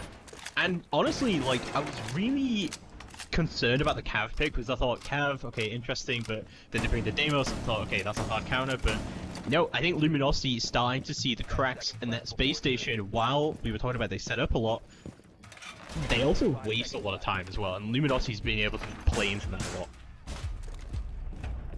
Definitely. And even if they're not wasting time per se, they still take a lot of time. Even if they're all like actively doing something, there's and it's been a criticism of SSG in the past, and even of DZ, right? Where sometimes they're like too thorough. They're like thorough to a fault, where it just takes way too much time. Like they drone something again and again and again and again. Then by the time they take it, you know, they wasted 4 drones in 2 minutes. So we're kind of seeing a little bit of that from SSG, where they're just taking way too long, even if they have it, you know, kind of under control. But in the last round, Kixrow really just stepping up and flattening them. Now SSG have to try and attack on the piano, the tertiary. And this is probably the one site where you really do rely on that upstairs extension. So LG have plenty of utility here, plenty of manpower. Benja with the opening pick. Down goes Wi-Fi, but Forrest, the blitz, very quickly dealt with thanks to his C4. Now the man advantage is swung squarely in the favor of LG. Ashen is now the last man standing, and he'll drop right down to the bomb site, get that case, destroy the BP. Last 2 members of the defense are both above, and Ashen knows this. Puts a smoke canister down. If he plants in the smoke, though, he's basically revealing his position. Kixrow's playing passive on the hatch. Both players just working with these holes, trying to see if they can glean anything. Waiting for that plant sound cue. Maybe being covered by that Candela. Yeah. Ashen gonna be able to complete it. Now a 1v2 still, but the post-plant turns things a little bit more towards Ashen's favor, peeking up through the hatch, sending some shots towards Kixrow, and is able to get out. Despite all these vertical angles, he still evades all of them and can now just watch this drop down. There's one, but can't get the second! Kixrow, 2 rounds in a row! A beautiful shot to save it, and LG take the lead. That was... It's like every single time Luminosity went around, my reaction is just, I'm absolutely gobsmacked in how that actually worked out for them, because while he played that so well, in terms of like covering the plan with the Candela, no, he was just gonna drop the hatch and kill you, it doesn't matter. Like, yeah, insane. Wow. Landing that shot mid-air is just... Yeah, that is insane. It's incredible. Attackers need to locate. And after a map where by far and away, the standout players were Eddie, Surf, and Wi-Fi. All of them on triple. Like Eddie went 11-4, Surf went 11-9, Wi-Fi went 12-6 so far. Kixrow is the star of the show. Both Absolutely. rounds that they have are off of him. Yeah, Kixer has really stood up this round and this game. And it proves to you that any member from Luminosity can really step it up. SSG have really got to start pull stuff out of the bag here and start to close out these rounds a little bit better if they want to bring home this map. So, here's the question I've got to ask you now, right? Is that for this top floor, what do you think is going to happen differently for Luminosity? Apart from not letting Jack just jump in. Yeah. Apart from not just letting Jack jump in, you could have Kixrow play around the wall that they had attempted to open, although they don't have hard breach this time. So I guess that's not going to be in the playbook for SSG. Still got the Tachanka. They've got Goyo again. Maybe put more of the Goyos over towards like the console side where they planted. I don't know. It's tough because we didn't really get to see SSG like dissect the LG defense. J9 just hopped in and killed 3 people. That is pretty much what happened, yeah. Or I was going to say maybe have someone below to contest Benja because he got the opening pick last time from here. He did, yeah. But I mean, he got traded out, but as we said, like, he did his job, so it was sort of null and void at that point. But Forrest is going to be down here with him at this time, and we're going to see a lot of stuff get open up. Pretty much the same lineup and the same sort of defense from Luminosity, some sort of idea. We'll see if they can do it a little bit better this time. They are going to realize there is a book below. Will they try and contest this? I think you're right in. Wi-Fi really wants to. Yeah. You can tell he was thinking about it. Instead, he'll back off, use some more of the fires. We got a C4 from Eddie, trained on the meeting window. There is someone on Repel. It's the Ying of Ashen. That C4 is probably going to be timed with this Candela. In it goes. C4 from Eddie. Did not come out. He put it back in his pocket. Yeah, because the Surprising that plane came out instead here. Yeah, it's a fake from SSG. And there it is. Finally comes out. And Ashen gets blown sky high. Now you've lost that connector position, so that allows Wi-Fi to rotate back in, play a little closer with those fires, which also just shoved Forrest off the plant and dealt almost half his HP.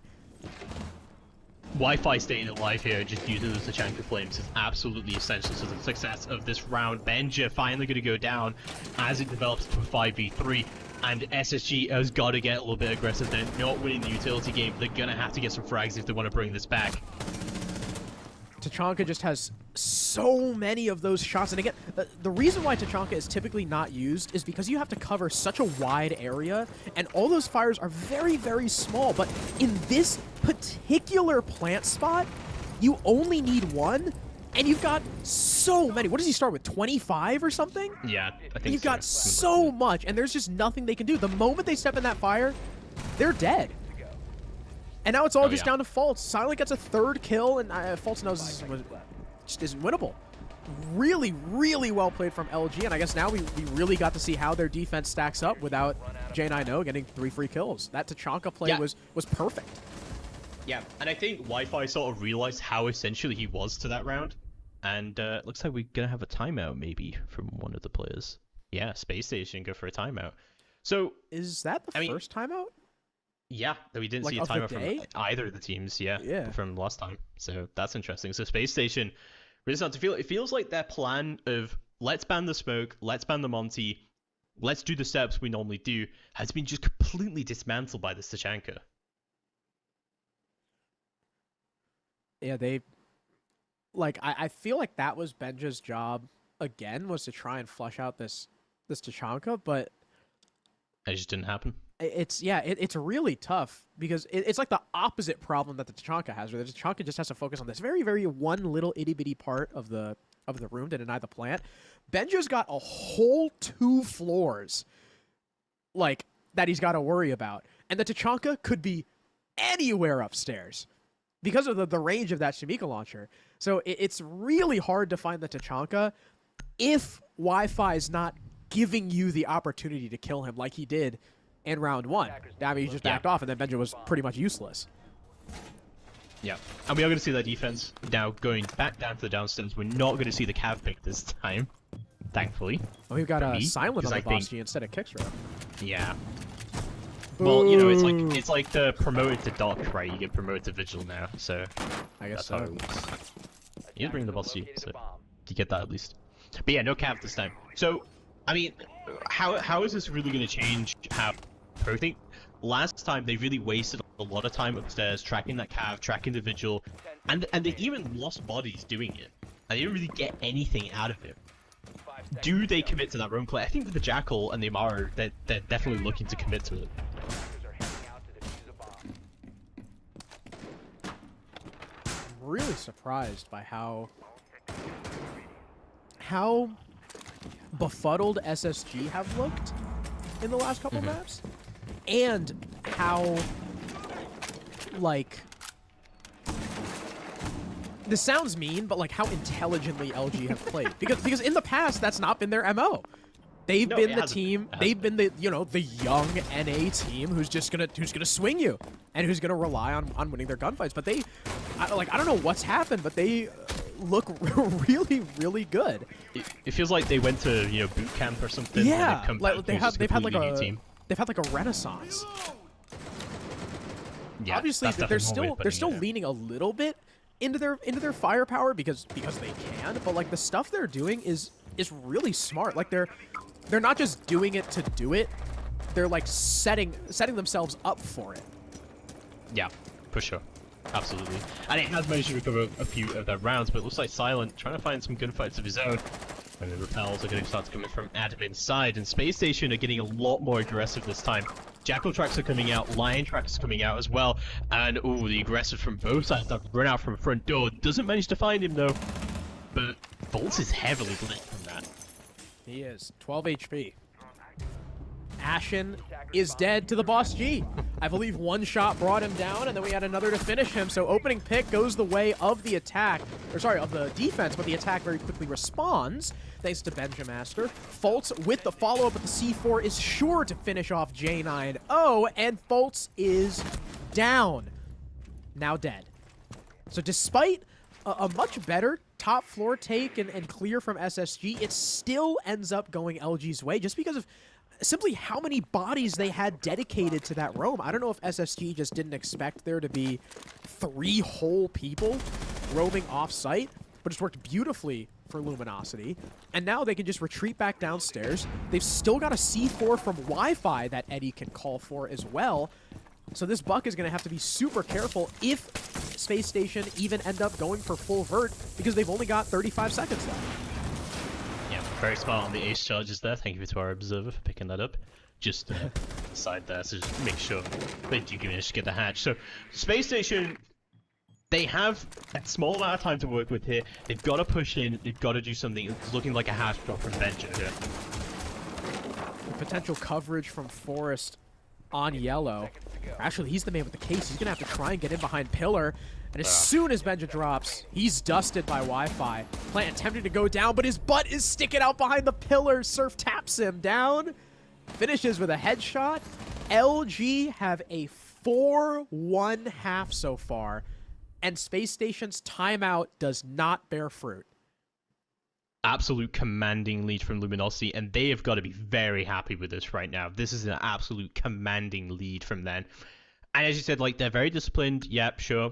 They've done much better at that. Space Station have tried to pick up the pace a lot, but I can't help but feel that they were playing into exactly what Luminosity wanted them to do, to go for that roam clear, to go for those gunfights, and just clear from top down. Luminosity just let them have it on those gunfights, and they traded it out perfectly, and as you said, they get those kills, and they just retreat down. Now, last time we went to this, Space Station went for this really aggressive early push.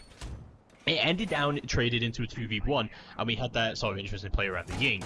Now, this time, it does look like they're going to go for something similar, because they do have a very similar lineup this time, but we are going to see the Echo from Wi-Fi as a hopes to deny that. Now, we have seen Echo already today. It didn't work out too well for that Echo, did it, in the plug? No. Echo was basically non-existent except for the one round when whoever was playing Echo like got a 3K Yeah. using the gun, which is good. Oh, but he's not. Wi-Fi's not running MP5. He's got the shotgun. He is not.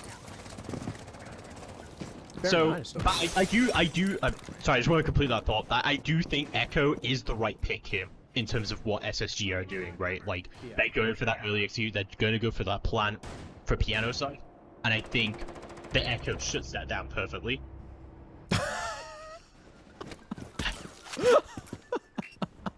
I don't want to talk about it. I don't want to talk about it. Well, How did he even die? Like, what even happened there? I don't know. Ashen Amaru'd in somewhere. Maybe the yellow window and killed him? Because that's where he was walking? Or walking down after? I like that SSG seemed to have like completely shifted the push. They're going lobby side.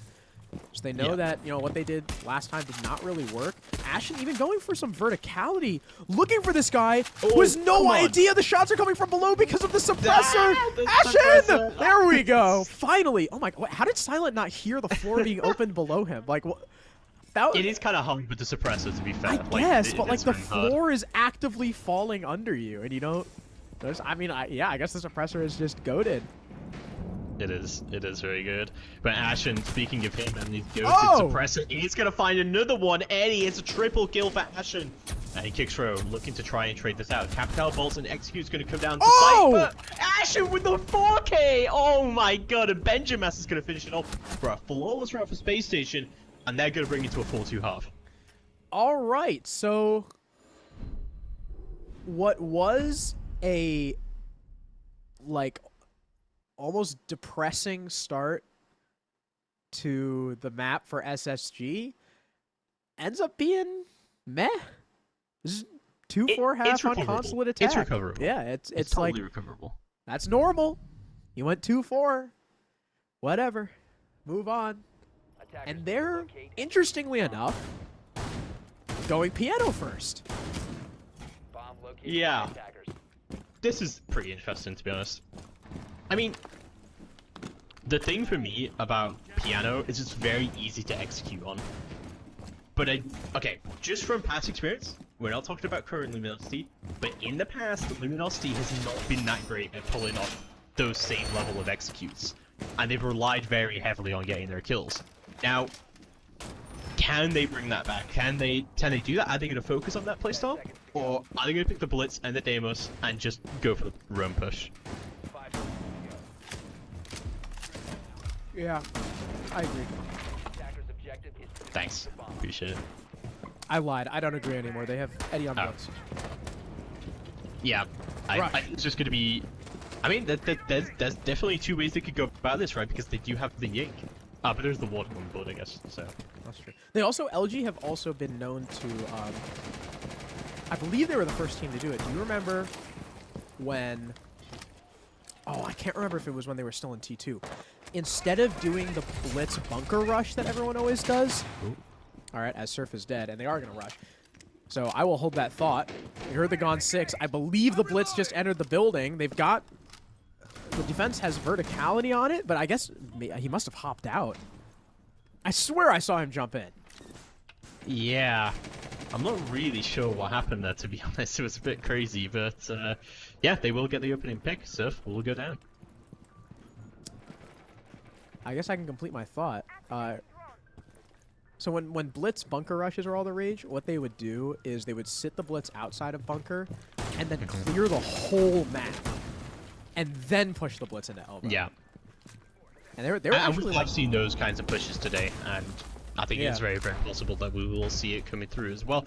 Castle getting targeted by that Deimos, and he's going to get pushed out, as it looks like Kixro is just trying to find some kind of pressure from below, but it's actually all the way on the top floor, which is where most of the defenders find themselves.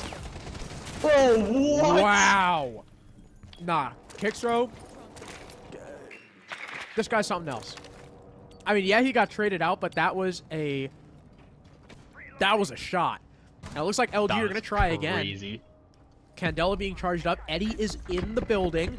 C4 comes out, but it misses completely. now Benja has one less tool to try and do with this blitz. Candela's continuing to blind any potential presence upstairs. There is none, so LG don't have to worry about it. But Blitz is now alone in the bomb site because Silent is downstairs and Wi-Fi was on the roof. And that forces Eddie back out? This is really confusing from LG. It seems like they just can't decide what they want to do. I'm not quite sure. Oh, well, they're going to send it all the way up yellow, and it just doesn't want anything to do with that. Oh. J9 would just shut down Eddie, however, and that Blitz is not going to find anything for his Wi-Fi, goes for the pre-fire, but gets shuts down himself. It's all down to Silent to try and bring this round in, but the diffuser is down top floor. Frag Grenade's going to go out to try and get the castle barricade gone. A shotgun push coming all the way up PL to try and get one. Does manage to find Fultz. He has a way of trying to bring this in, but they're just going to realize they need to get away from this guy. He doesn't have the diffuser. They just need to get away from him and make sure they cover this hatch. He will drop the hatch. Oh, they don't kill him, but yeah, Forrest does pick it up. I thought for a second there was a possibility he kills Forrest and plants. That would have been wild. But yeah, it looked like it was just indecision from LG. Like, they had the Blitz jump in the building, and then they lost the opening pick, and he jumped back out. And then Wi-Fi threw all his Candelas, and Blitz jumped in, and then he jumped back out. And he jumped in again to chase the people upstairs, and died to a crossfire because he was alone. And defuse bombs. Yeah. No, that was just a very confusing round from LG, and I think they were probably, judging by how they played it, they were probably just as confused as we were. Also, we've seen both teams try and bring the book for that vertical pressure from below, and it hasn't really worked out for both teams. And I was gonna start saying about how Kickstro is kind of wasting a lot of time down there because of their top floor, right? You're not gonna get any kills through that. But then he did get a kill through it, so that was pretty crazy. Like, all the way to the top floor is absolutely insane. What did he know? So, 10 seconds. yeah. 6 and 4. I feel like he's only 6 and 4. I feel like you should have more kills than that. What the hell? 5 seconds. Wait, but can we add a few kills to him, maybe just to...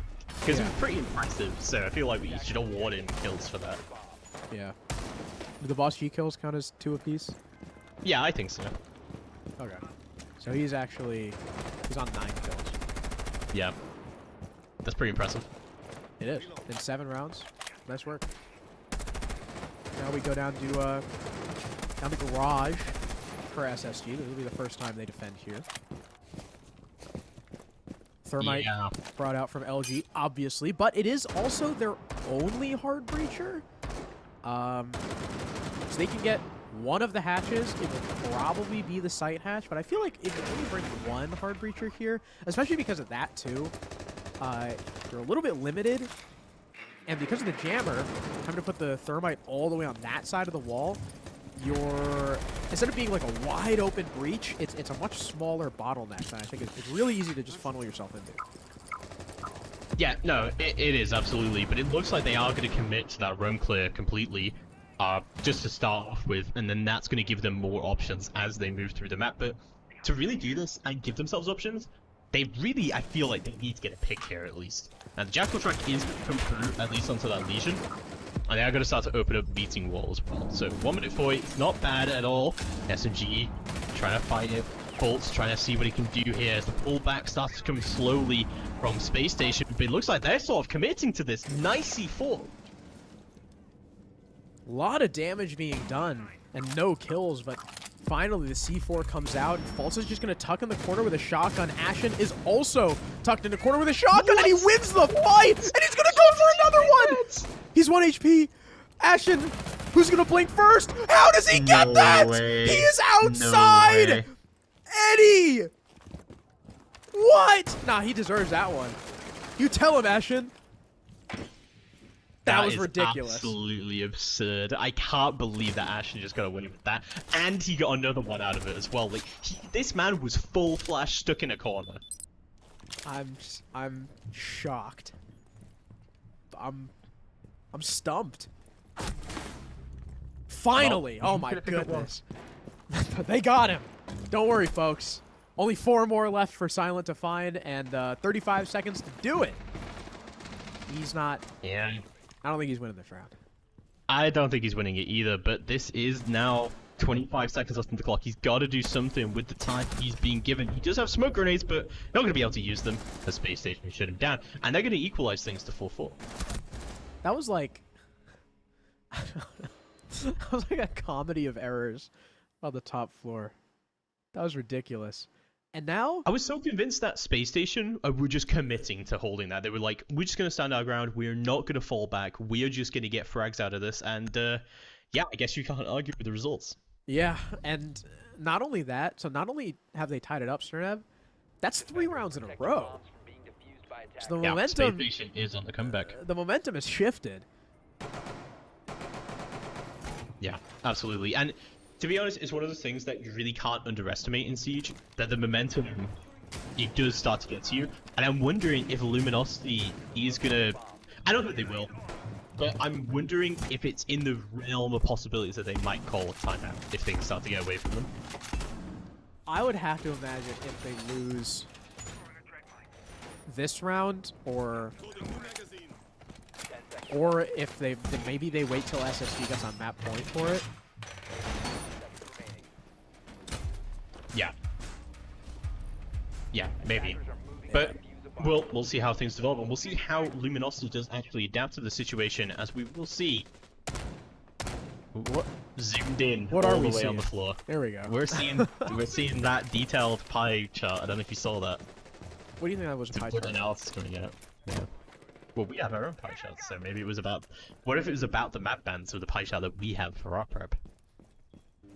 I don't think that's the case. Well, I like to imagine so. By the way, Archives tell us, yeah. yeah, we're on the split site. Actually, Cernev, it's servers tellers now. Come on, get with the times, old man. Get with the program. The future is now. But yeah, not going console meeting is really interesting, and I really hope we see that next. I think it'd be really fun if SSG pull out all 4 sites 4 in a row. There is a reason we don't see this site a whole lot. Maybe because you kind of open one wall as the attack, and boom, site's right there.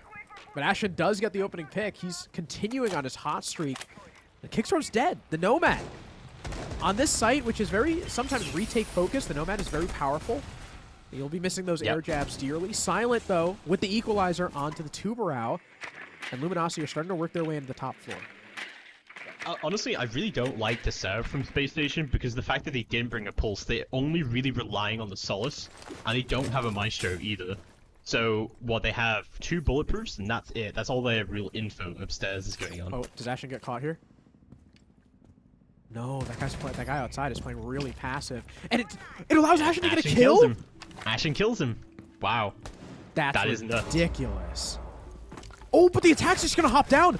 No, you gotta look to your left, and he dies. The IQ looking for the refrag, but Ben just got the coverage for his teammate, and Wi-Fi is on the 3rd floor.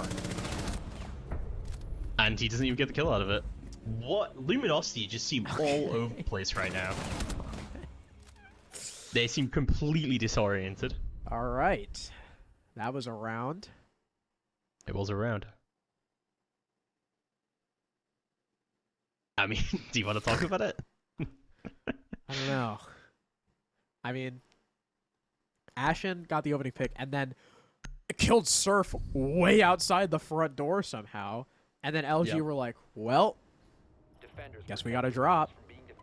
And there just doesn't seem to be a lot of intel going on from Luminosity. Yeah. They're not, like, we talked about Dark Zero during the last series about how they were making a lot of informed decisions about, you know, seeing openings of the defense and just going for it.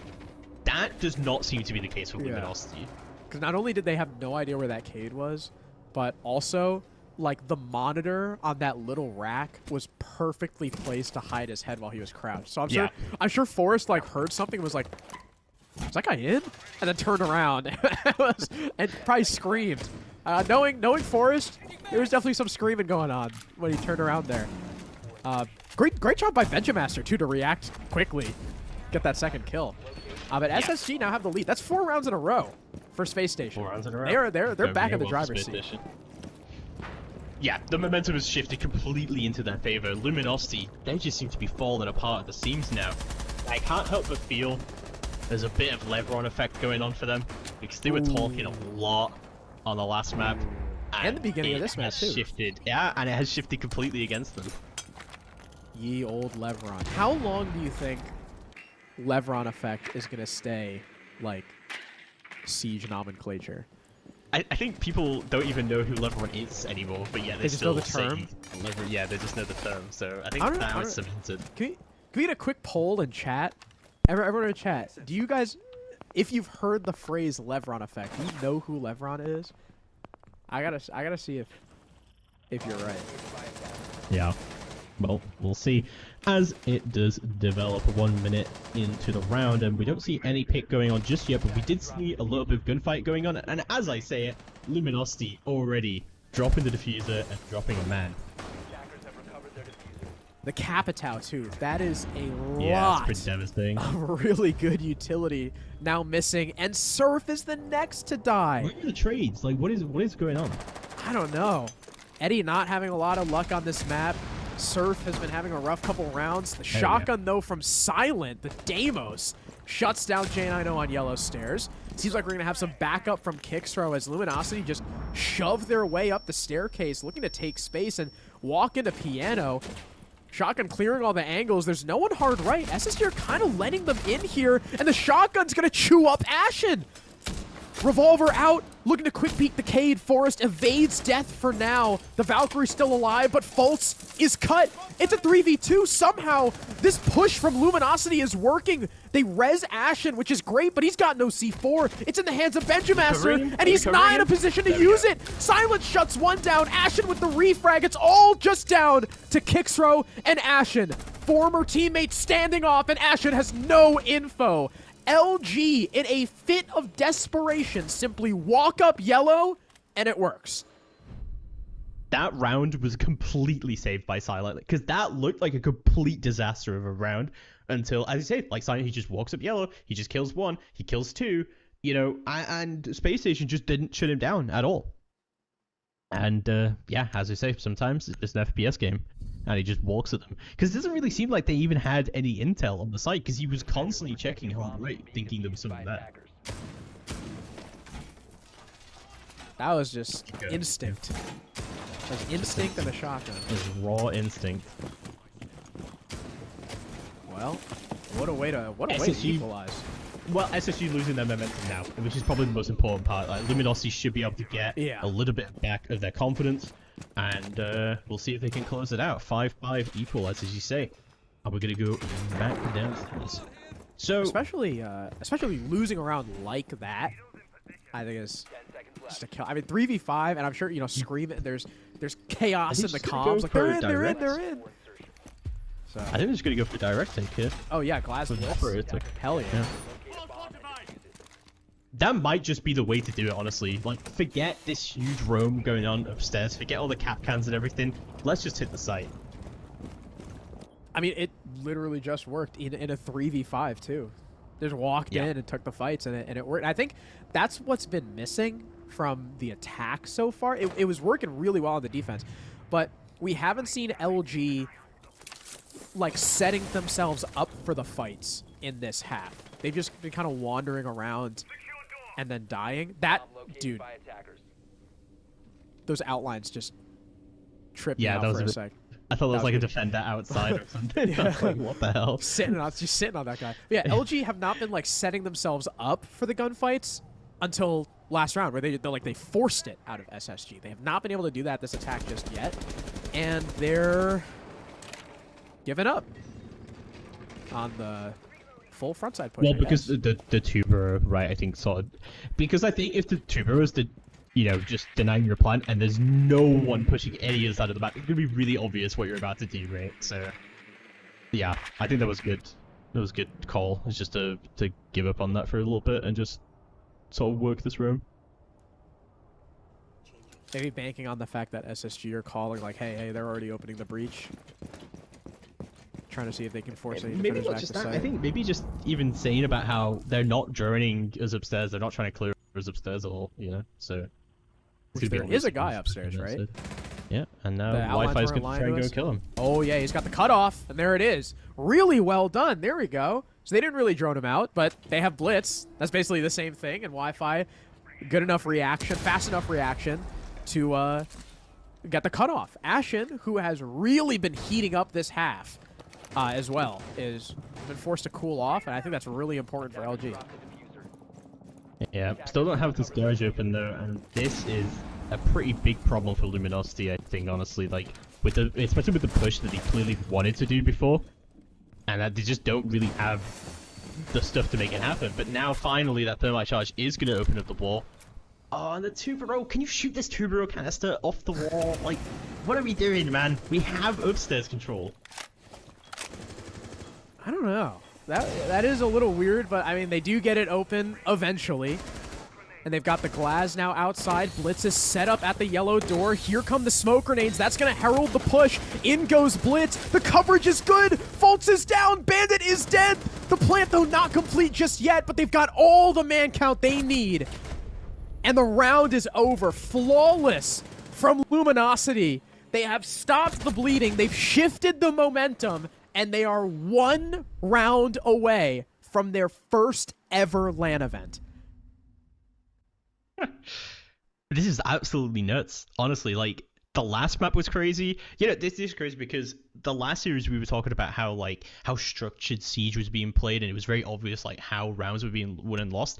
This is absolutely nuts, and I am absolutely here for it. Luminosity, I like how they've adapted their strategy. They said, you know what? Screw roam clearing, screw Jordan, screw all of that. Let's just bring a blitz and let's just run at them. And it has worked out beautifully. I mean, we said last map about how much they love the blitz. And the fact that Space Station have let it through the bans just proves, you know, like, this is why you don't do that.